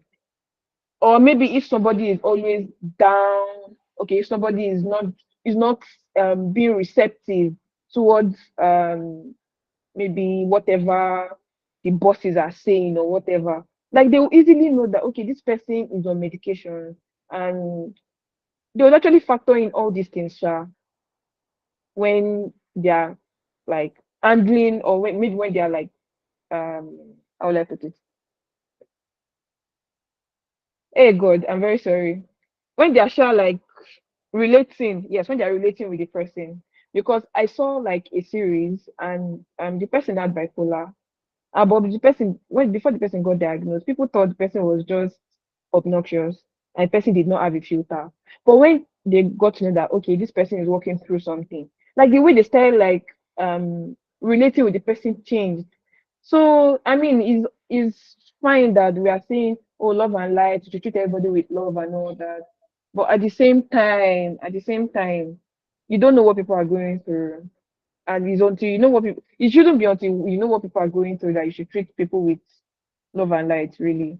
But everything I'm trying to say is psych evaluation is very, very, very, very important because not everybody is okay, especially in this generation. Trust me. Thank you. Thank you for that. Okay, so I'll be asking Ms. Theodora, as a psychologist, as a psychology expert, how do you think we can drive more positive conversations about mental health in the workplace?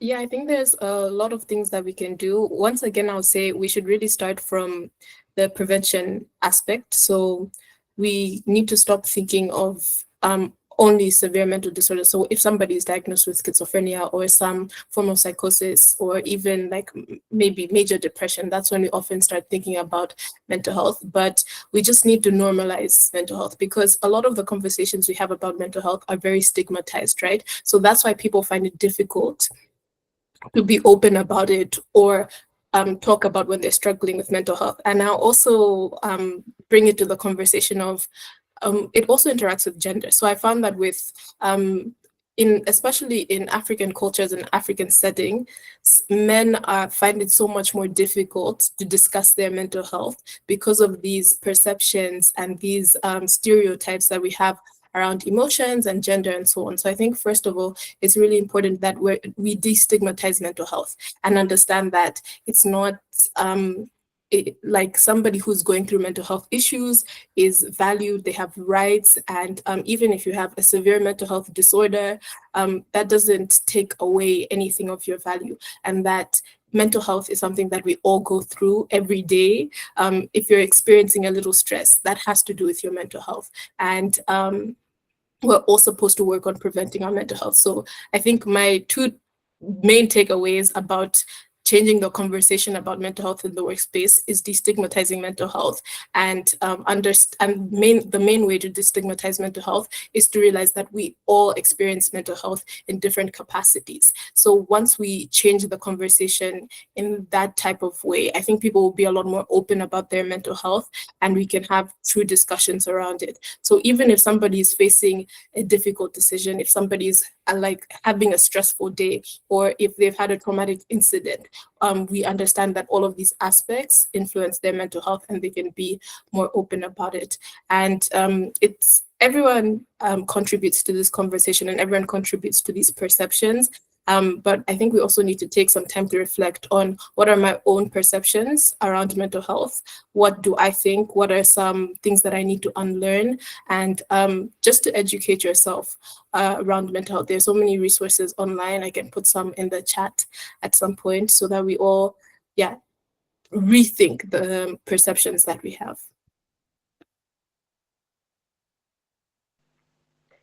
Thank you so much for that beautiful summation. So the panel topic is mental health, and physical health, driving a balance between them. And we've spoken a bit on mental health. I would like to ask, is there, particular strategies that we can also use to boost our physical health in the mental workspace? As biomedical scientists, we're dealing with a lot of microorganisms, we're dealing with a lot of contaminations. There is just a lot that can go wrong with, our bodies. So as much as we're protecting our mental health, are there also strategies that we can use to guard our physical health?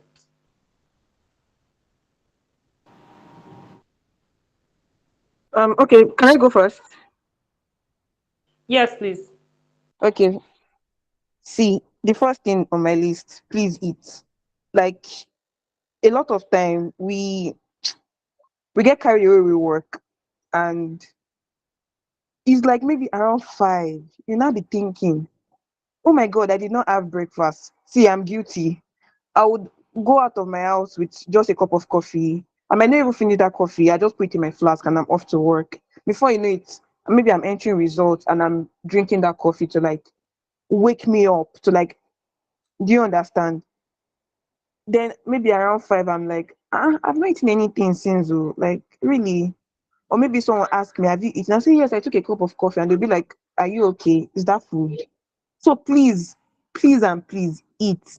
In fact, if you don't have a fridge, if you have a fridge, batch cook, store. If like you want to be carrying food to work, please eat. Take breaks when you're at work. If they say, where are you going to? You say, I want to go and eat, because you cannot come and die. You can't come and kill yourself, honestly. Like I said, you need to prioritize yourself. If you don't eat, you will faint. Um, then also, I think incorporating fruits. Like I said, I wasn't feeling too good. Then I had to go to work. Like immediately I got discharged. What did I do? They're like, oh, you should take a lot of fruit and all that. Trust me, permit me to speak pidgin. It dey hold belly. So if you can't, like if you can't eat, or if you figured out that okay, this your routine would not allow you to eat like that much, you should find out what works for you. Okay, will I have like a snack a snack pack, or will I have like I had to carry biscuits to work. Like ever since I realized that okay, I can go hours without eating, I carry biscuits to work, or like maybe apples. I know things are not, the economy is not smiling, but please eat. I'm still emphasizing, eat, please. Take good care of yourself and sleep a lot. I know like we will be like, okay, we are doing calls, so we can't sleep. Okay, this urgent PCV, urgent EUCR, like I mean that's the purpose of you being on call. But after that call, take breaks. Like that's why I don't know. I mean, that's why Muiwa had to put me. I'm on vacation actually on MedLabConvo. Like I'm not allowed to do anything. The vacation was forced because I'm kind of like a workaholic. So he had to like impose it. Take breaks. Sometimes I would not respond to messages because I am sleeping. I'm trying to like recuperate. Sleep, eat, sleep, eat. And if it's that you have to put your phone on do not disturb, do it. My dad will call me and be like, where have you been? I'll be like, I've been sleeping. No, I'm very sorry, but I have actually been sleeping. Then if you feel that you're coming down with like flu, you're coming down with some illnesses, I mean, you're within the hospital, just take an excuse. You know, all these doctors, they are your guys. Just enter into consulting room. You don't even need to just bypass everything. That's why you're a staff. See, if they are talking about maybe nepotism or bypass all those bureaucratic process because you are needed in the lab still. Bypass everything. Enter consulting room. Let them attend to you. Do test. It is your right. Do it and take good care of yourself, please. Don't wait till you are incapacitated, like you can't do anything anymore. Don't wait till the illness weigh you down before you now start dragging yourself to the clinic. See, nobody's indispensable. It's when uh if you are down, they'll find another person to replace you like as soon as possible. You can't do that call, fine, another person will do the call for you. So please, sleep, eat. Again, I repeat, eat, sleep, take breaks. And if you feel like you're coming down with something, go to the clinic as soon as possible. Use that staff advantage. I beg you in the name of God. Use it. Thank you. Thank you so much, Sherifa. That was a very passionate answer. And to add to that, please take vaccination seriously. If you know you're not, properly vaccinated and you're going to be working in a very busy uh, work environment, please take your vaccines seriously.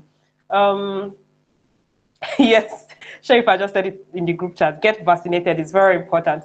So, just briefly, Chidora, could you draw a connect between physical health and mental health? Sherifat has given us a lot of personal advice on how to boost your physical health in the workspace. So how is this related to mental health?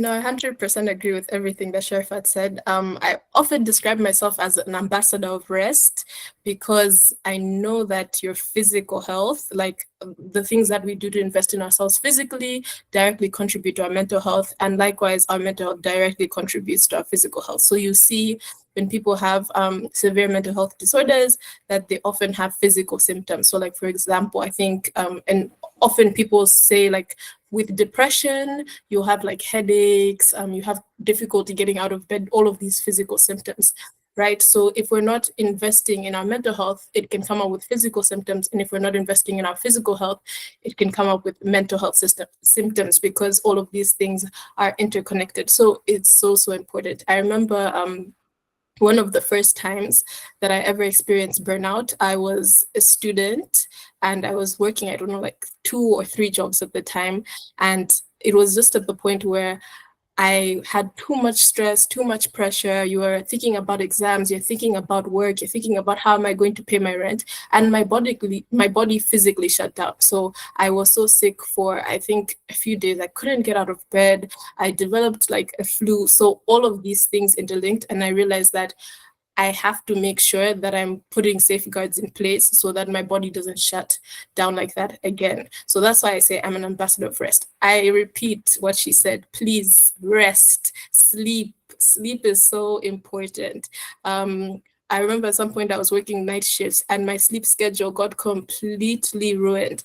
You need to prioritize sleep. You need to prioritize rest. Your body will shut down by itself if you don't take preventative measures to make sure that you're taking time to rest. So listen to yourself when you feel stressed, when you're feeling anxious, when you can see that, okay, I'm emotionally, something is going on. I'm not reacting the way that I normally react. I'm not able to cope with my situation around me.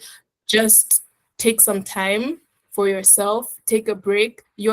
At the end of the day, your work, your passions, they're still going to be there. You have to prioritize yourself, as Sharifat already said. So I'll just echo her words. Thank you for that. I feel like both you and Sherifat, you're talking to me on that rest matter. Somebody raised their hand. I don't know if they would like to contribute. Okay, it's Moyewa. Oluwa Moyewa, would you like to contribute to the panel session briefly? Yes, yes, yes. Good evening, everybody. Good evening to all the panelists. Thank you so much for all the insights that you shared. I just always feel the need to add these conversations around mental health whenever I get the chance. There's this, so if you go to TED Talk, there's this TED Talk by Guy Winch. He talks about emotional first aid. Every time you talk about health, WHO defines health as complete physical, mental, and social well-being, and not just the absence of disease, right? But almost every time we talk about health, we always focus on the physical aspect. And when we do talk about the mental aspect, we talk about it more in terms of the big problems, like the major disorders, the phobias, the manic depressions and stuff. But Guy Winch talks about what he calls, I think he hints something on emotional hygiene, right? So because when you get injured, right, you have like a first aid box in your house, something, that when you have headaches, you probably have to take Panadol and stuff. But what happens when you have very slight depressions? What happens when you have anxieties, very small anxieties that are not really major stuff, right? Because the problem is that these little things can accumulate and add up to the very big depressions and then the manic disorders and stuff like that. So we need to also talk about mental health in terms of emotional hygiene, right? So what are those very, very small practices that you do? Because there are very small things that you do to keep your physical health. For example, you brush your teeth, right? You wash your hand regularly. You've mentioned some of those things. You eat well, you eat balanced diet. But what do you do to keep yourself emotionally fit, right? Because we don't have to wait for these issues to happen before we now begin to talk about about mental health, right? There's some preventive measures that we can take, right? Some very, very, very, very little things like meditations, daily meditations, maybe having a journal, having a gratitude book, keeping, having a social network, having different social aspects. I find that very helpful as well. Because some people are too focused on one aspect of their life, especially medical laboratory scientists, especially medical people in general, because medical school takes a lot of your time, and then when you finish, it also takes a lot of your time. It's like you're finishing school hoping to have rest, but at the end of the day, you get into the medical world, professional world, and then there's still no rest. So it's important that you have multiple social aspects. So what I mean basically by that is that you're not just having the only aspect of your life is not just the medic aspect, right? So you have other aspects of your life, maybe church, maybe you're volunteering with some organization, because this other aspect can contribute to your overall mental health. Because when things are not going too well within the hospital or within your medical profession, you can turn to other things that keep your mind, that keep you happy, right? So I think we need to talk more about emotional hygiene, right? Those little things we can do even before we begin to have depressions and anxieties and things like that, right? So I recommend that everybody goes to watch that TED Talk and begin to take some of these things really, really seriously. Yeah, so I think that's just one of the major things. I have a couple of things to say, but I know that if I start to talk now, I may not end. So maybe before you also, okay, so maybe you can call me later on,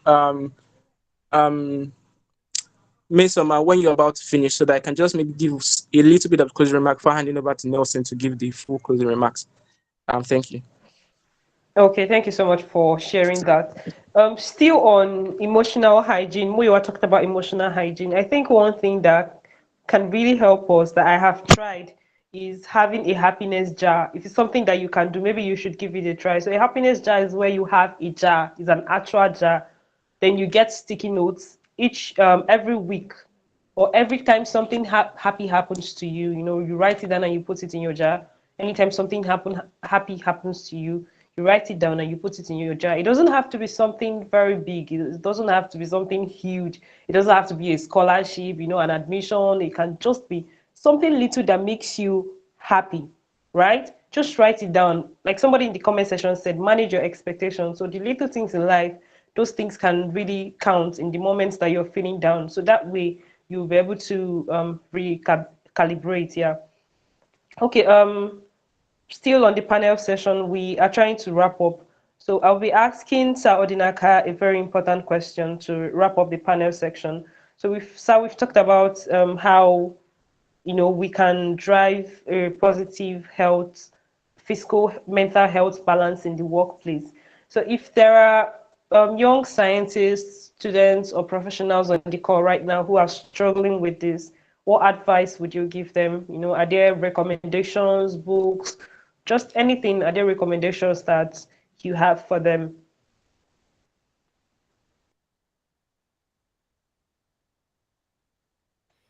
Okay, yeah. So thank you so much, and I'm really glad that Sherifat, Theodora, and of course, Mo able to make very good contributions to the conversation so far.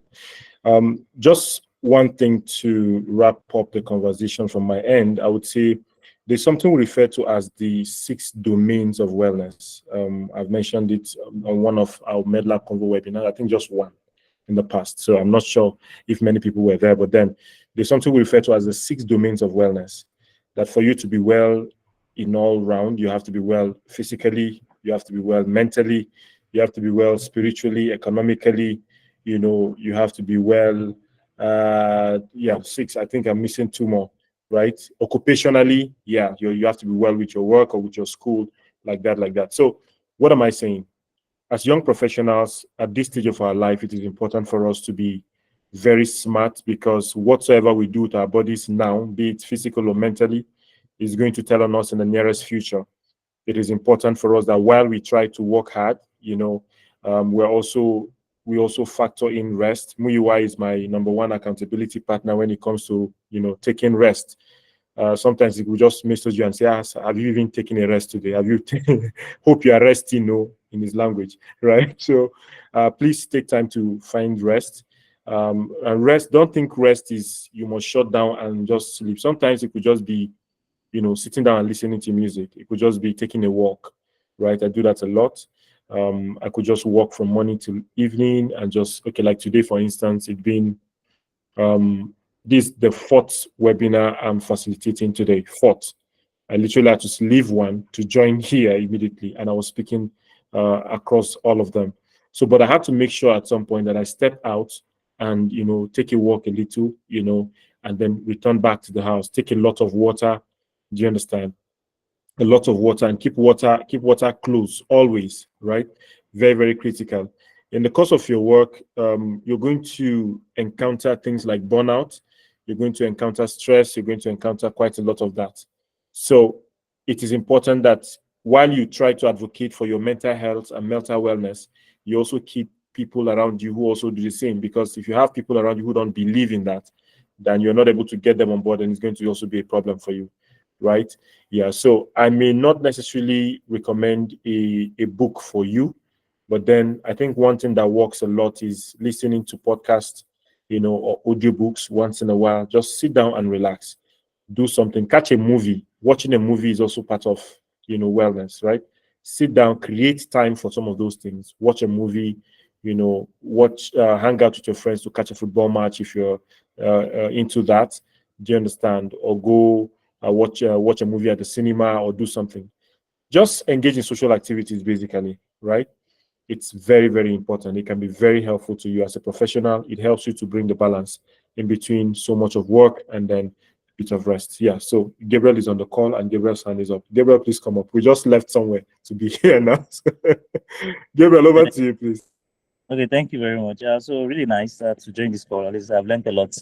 I need to rest. I feel like my only issue is when I start resting too much and I don't see anything to do, I get worried. I feel like, what is going on? So it's so nice to actually listen to everyone and give recommendations. So one thing I do that I kind of recommend sometimes is the use of social media. Right? So what I do is that I kind of separate my socials or my phones. Either I put some socials on my laptop, or I make sure that my two phones, one has social media that I have to check. I make sure that when I see that my brain is already like getting overwhelmed and everything, I'm able to now shut out. So it's easier to shut out because I've separated most of the social that I know that takes my time, the shorts, the reels, and everything. So it's easier to just leave them out of my life and then focus on myself before I now try to engage with the world. Another key thing I realize is that sometimes the issue we have is that we think of the issues of the past and then we are worried about tomorrow. So what I do is sometimes I try to, okay, Gabriel, focus on the present thing now. So what is that? For example, if I'm at the gym, what am I working on? I'm working on maybe muscles. Like just focus on that for now. Don't, because sometimes you're even working out and you're thinking of one problem that you have to solve at work and all that. So try to at least live in the moment, enjoy the weather, enjoy the food, sit down, eat food and enjoy it. Like savor the food, enjoy moments. When you're with friends, enjoy their presence, not just the pictures and everything. Just in their presence, let them know that you love them and everything. So all these things, when you enjoy the moment and you take it one step at a time, I feel like it's easier to now navigate through life. I don't want to say too much because I'm not a guest and I didn't prepare any content, so I don't go overboard. So, but it's so nice, really. It's so nice to, and then even to listen to Theodora talk. Theodora is was my colleague in University of Global Health. She's Malawian, and it's always nice to hear her speak because she's such a very good speaker. She taught me a lot of things in school, and I'm always proud to call her a friend. So it's always good to have a to always be in midst of friends. Confident. I be King. What's his name too? Our ED. I am we want to speak about TED Talk. I mean, there's so much to learn, even on the weekend like this. So, yeah, over. Okay, thank you so much, sir, for also sharing that and for joining the call. Somebody said something interesting in the chat box, and I will just throw it out. I'll throw it open to the panelists. Alabo asked, "Can we really talk about mental health when your financial health is not in place, when you're poorly paid, in bracket poor salary? Can we talk about mental health when we are broke?" So I'll just throw it out. Confidence. That was very important too. It's very important, and like that was why I mentioned the 6 domains of wellness earlier. And you remember I mentioned just before Gabriel came up, I talked about economic wellness or financial wellness is very, very critical. If you're not well financially, you're not well economically, there's definitely going to be an imbalance in the way you're able to deliver your work. So you won't be focused. A lot of things happen to you, right? So if you have to be well generally for you to really say you are well. So we can't necessarily say everybody on this call right now is well, because I will stop there anyway. But then Ekede is very, very correct with that. You have to be well around, right? So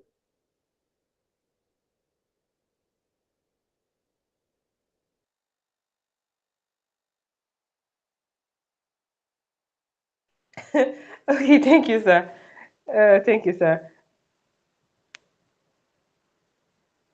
There's a hand up. Give me a minute. I'm trying to figure it out. Okay, the hand is down. All right. So just to wrap up, Theodora, would you like to give any final words? You know. Yes, please. So I think what somebody was talking about emotional hygiene, and I just wanted to make a small comment of we all face stresses in lives, and one of them is financial stresses. But at the end of the day, it's how are you coping with these stresses? We talk about maladaptive coping mechanisms, so the ones that aren't really going to help you, and adaptive coping mechanisms. So let me just be blunt, like maladaptive coping mechanisms. Are you just going to hide under your covers, or are you going to maybe turn to substances to deal with your issues, or are you going to take different adaptive mechanisms like talking to people, seeking social support, meditation, all of the things that you mentioned, doing your hobbies, gratitude journaling, all of seeking self-help. So we have to make sure that we're turning towards adaptive coping mechanisms rather than maladaptive coping mechanisms. So that's what I wanted to mention. And then also, I'm just going to add some resources on the chat. We have free online counseling through this organization. It's called Friendship Bench. And then there's some other self-help resources. And then also people who are interested in being advocates, there's some advocacy materials. So that's what I wanted to end in. I say again, I hope we all become mental health advocates. It's a very important conversation and we need to continue having it. And yeah, thank you for creating this platform where we could discuss such an important topic. Over. Thank you so much. Thank you so much for being on the panel section, Theodora. And for the resources, please, could someone send the resources to the WhatsApp group chat so that we can all have access to it? And I just wanted to commend you for the work that you're doing, Theodora, as a mental health advocate. It's not something that, a lot of people take seriously. So thank you so much for the work that you're doing. Okay, the last panelist is Sherry, who has shared a lot with us already. So Sherry, do you have any last words for us for, the biomedical scientists or the call, or for just people generally? Oh, okay. Thank you very much. So I'd like to talk about therapy. So, I'd like to talk about therapy. Like most people see, like when you say, "Oh, I'm in therapy," they see it as it's quite. It can be quite stigmatizing. Do you understand? But I feel like people should be open and receptive to it. So like if you feel like you're not okay, I mean people will be like, oh, now person will get money, they go therapy. Um they're like foundations that that give free that give free therapy sessions. So it's online, one on one, like all this like you can chat with your therapist, you can up on a call, you can have like a video conference call with your therapist. Do you understand? So it's not like a bad thing per se. Then that's on the part of mental health. Physical health, I'm going to reiterate this. Please eat, eat and take good care of yourself. Please. Then also have a community. I went through a lot between November and February. And I don't think I would have gone through that without having people at my side. I'd like to give a special shout out, honorable mention, Muiwa. Like, is one of those people that I can easily enter his DM and it will turn into like an hour call, and he checks on me a lot. It's just one out of many. So please have a tribe. It might not even necessarily be your family safe. Most of them might not understand what is going on with you, but have people, like have a community that you always, that would understand you, people that you can always reach out to unprovoked. That even if like the world is crashing, that if you reach out to them, they would surely come through for you. So let me just point all my points out. So first of all, please don't see therapy as something that's that shouldn't be that you shouldn't be receptive to. Uh, Secondly, eat, rest, and have a tribe. Please have a community of people that you can always reach out to. Thank you very much. I think I'll just share a foundation that offers free therapy sessions. Arogi Foundation. I don't know. I'll type it in the chat box. I've been a I've been a recipient, and trust me, it's tough, but at the same time, it's something that if you feel like you need it, please just go through with it. Thank you very much for having me on this panel session. Thank you. Thank you so much, Sherifat. And thank you so much for making out time to be on the call. I know it must have taken you sacrifices, you know. And for the resources that you've shared as well. So somebody said, I just want to quickly read the suggestions in the comment box to add to what the panelists have said. Paul said, surround yourself with supportive people. Have sweet hobbies like playing football, okay, and manage your expectations. I think that is like very important. Okay, right. I think there are other comments too. You can just keep engaging in the comment section, but thank you so much, everybody, for contributing to the conversation. And Ambassador Dinaka, I want to also specially thank you for making our time to be here. If you heard him speak, he has been speaking, all day. This is the fourth session he's facilitating today. So it must have taken a lot of effort and sacrifice for him to be here and for him, to have shared with us at length on this topic. So please, if you followed the panel discussion, let's see your reaction in the chat box. Please thank the panelists for making our time for to be here with us. Let's appreciate them in the comment section. And I'm sure you picked a thing or two from what they said. I'm sure you learned a lot from what we've been saying today. Help us to make it sweet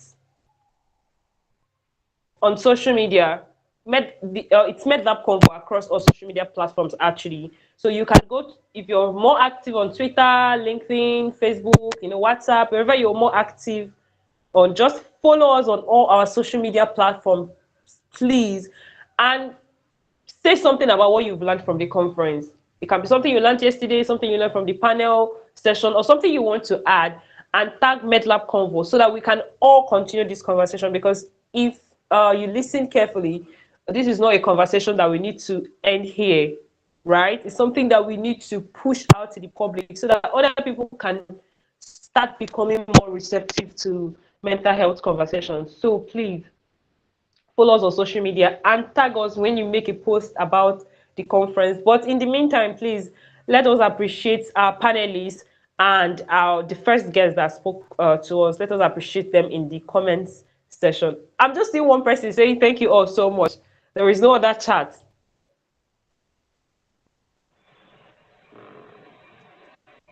So please, let's do that while I call on the executive director of MedLabConvo to give us a concluding speech before we can now wrap up. All right, now I'm seeing the thank yous coming in. Please keep them coming. It's not easy. It's not All easy. right. These people left what they were doing. Muyiwa, you have the floor. Yes, Thank so you. Nelson Orekene is going to give the concluding speech because they're project leads. I just wanted to say a few things while you were still here. Number one really is for you, Miss Omar. I think this moderation has been near perfect, right? I don't know, maybe it's the Lapcast effect, but it's been nothing short of amazing. So well done, really, with what you've been with the coordination and everything. I also wanted to say that Ambassador Naka's birthday is tomorrow, so happy birthday in advance. I know you're on the call. If you're still listening, happy birthday. Maybe we can also say happy birthday to him, maybe in the chat box. Happy birthday. His birthday is today, but he's here with us sharing so much insight. So thank you for joining and happy Thank birthday in you. advance. I also wanted to say, thank you to Nelson and Ekene for really pulling this together. I remember having a conversation with Nelson, more like a chat fight, some sort. It's like some of our panelists are not like the best, or some of our facilitators are not the best. But attending the session briefly yesterday and today's session, I think I have to take my words back because the sessions have been really, really amazing. And there's been so much shared, so much learned, especially with this last panel session. There's been so much value. You can testify from the comments and from the feedbacks we receive from the chat, in the group chats, not the WhatsApp group chats. So this is MedLabConvo. For people that have been following, this program was organized by MedLabConvo, and there's still so much that we have to offer for the year. So I want to just encourage everybody to keep in touch. If you did not register for this conference and you're still here, you can still register. So what that does for you is that it keeps you in touch with us. We can share emails with you about what's going on, and we can always keep you in touch in everything that's happening within the convo and even beyond. So if you did not register, still try to register so we can have your email and we can keep in touch. So Nelson, I want Nelson or Ikene to say something. So you must say something by force. So come and talk. Ekene will actually be giving the concluding speech.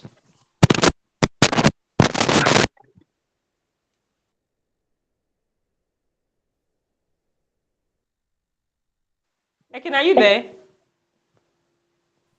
Yes, I'm with you. Okay, Sorry please, you about have that. the floor. Okay. Good evening, everyone. I must say it has been a very educative session so far. We started the conference yesterday, where we had Eina John and Dr. Ali Israel, who talked on quality management systems. It was very, very educative, and there were lots of questions, mainly the quality management system in biomedical sciences. And today has been awesome, and when we had Dr. Olumide, who talked on infodemiology and health emergency management. This is a very, very peculiar aspect of medicine that needs to be focused on. Information is key, and how we handle this information is very, very necessary. And to wrap things up, the panelist session was awesome.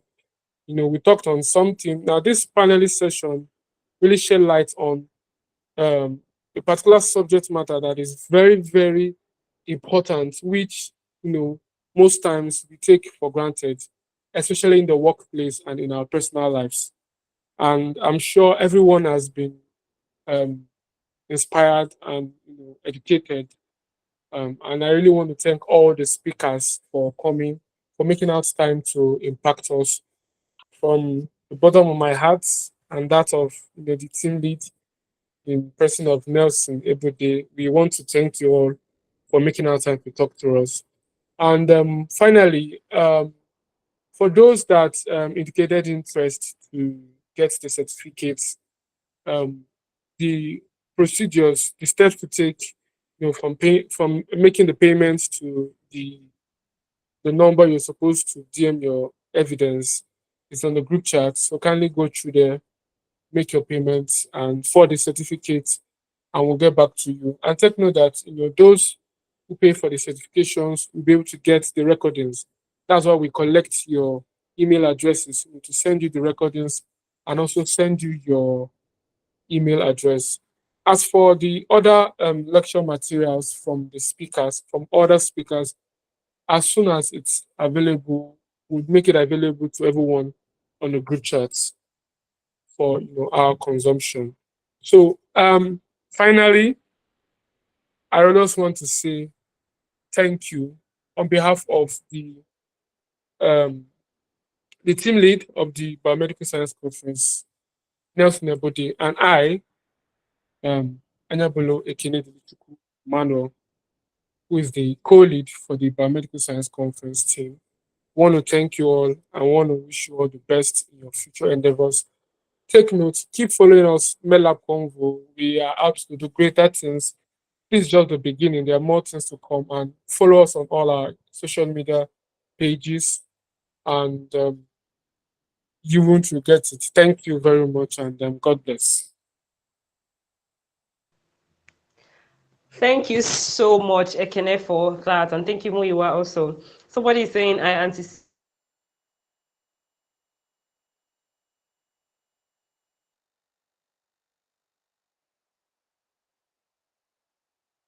the next webinar. Well, to get information about the next webinar, please follow us. So we're wrapping up the conference, and Ekene, the co-lead of Biomedical Conference, he has already given the vote of thanks. So I just want to echo his words and say thank you to everybody that's made the conference a reality. To the speakers, some of them have left the call. To the panelists, Emilet Odinaka, Obeta, Sherifat Jimo, and Ms. Jodora Kofi, thank you so much for making our time to be with us and for sharing everything that you shared with us so far. I'm really positive that somebody on the call is deeply touched by what we've said, and that they will take their mental health seriously. And I want to thank every other person that joined the conference on time and muted their mics, helped us to have a smooth conversation. Thank you so much, guys. And I'm looking forward to seeing your engagement on Twitter. Please make a post and tag MedLabConvo. Have a very beautiful night, very, very beautiful night. The recordings, like Ekene said, would be available as well as the slides.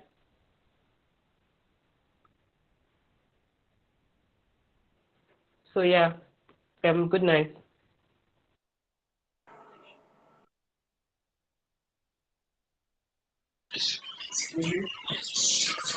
So the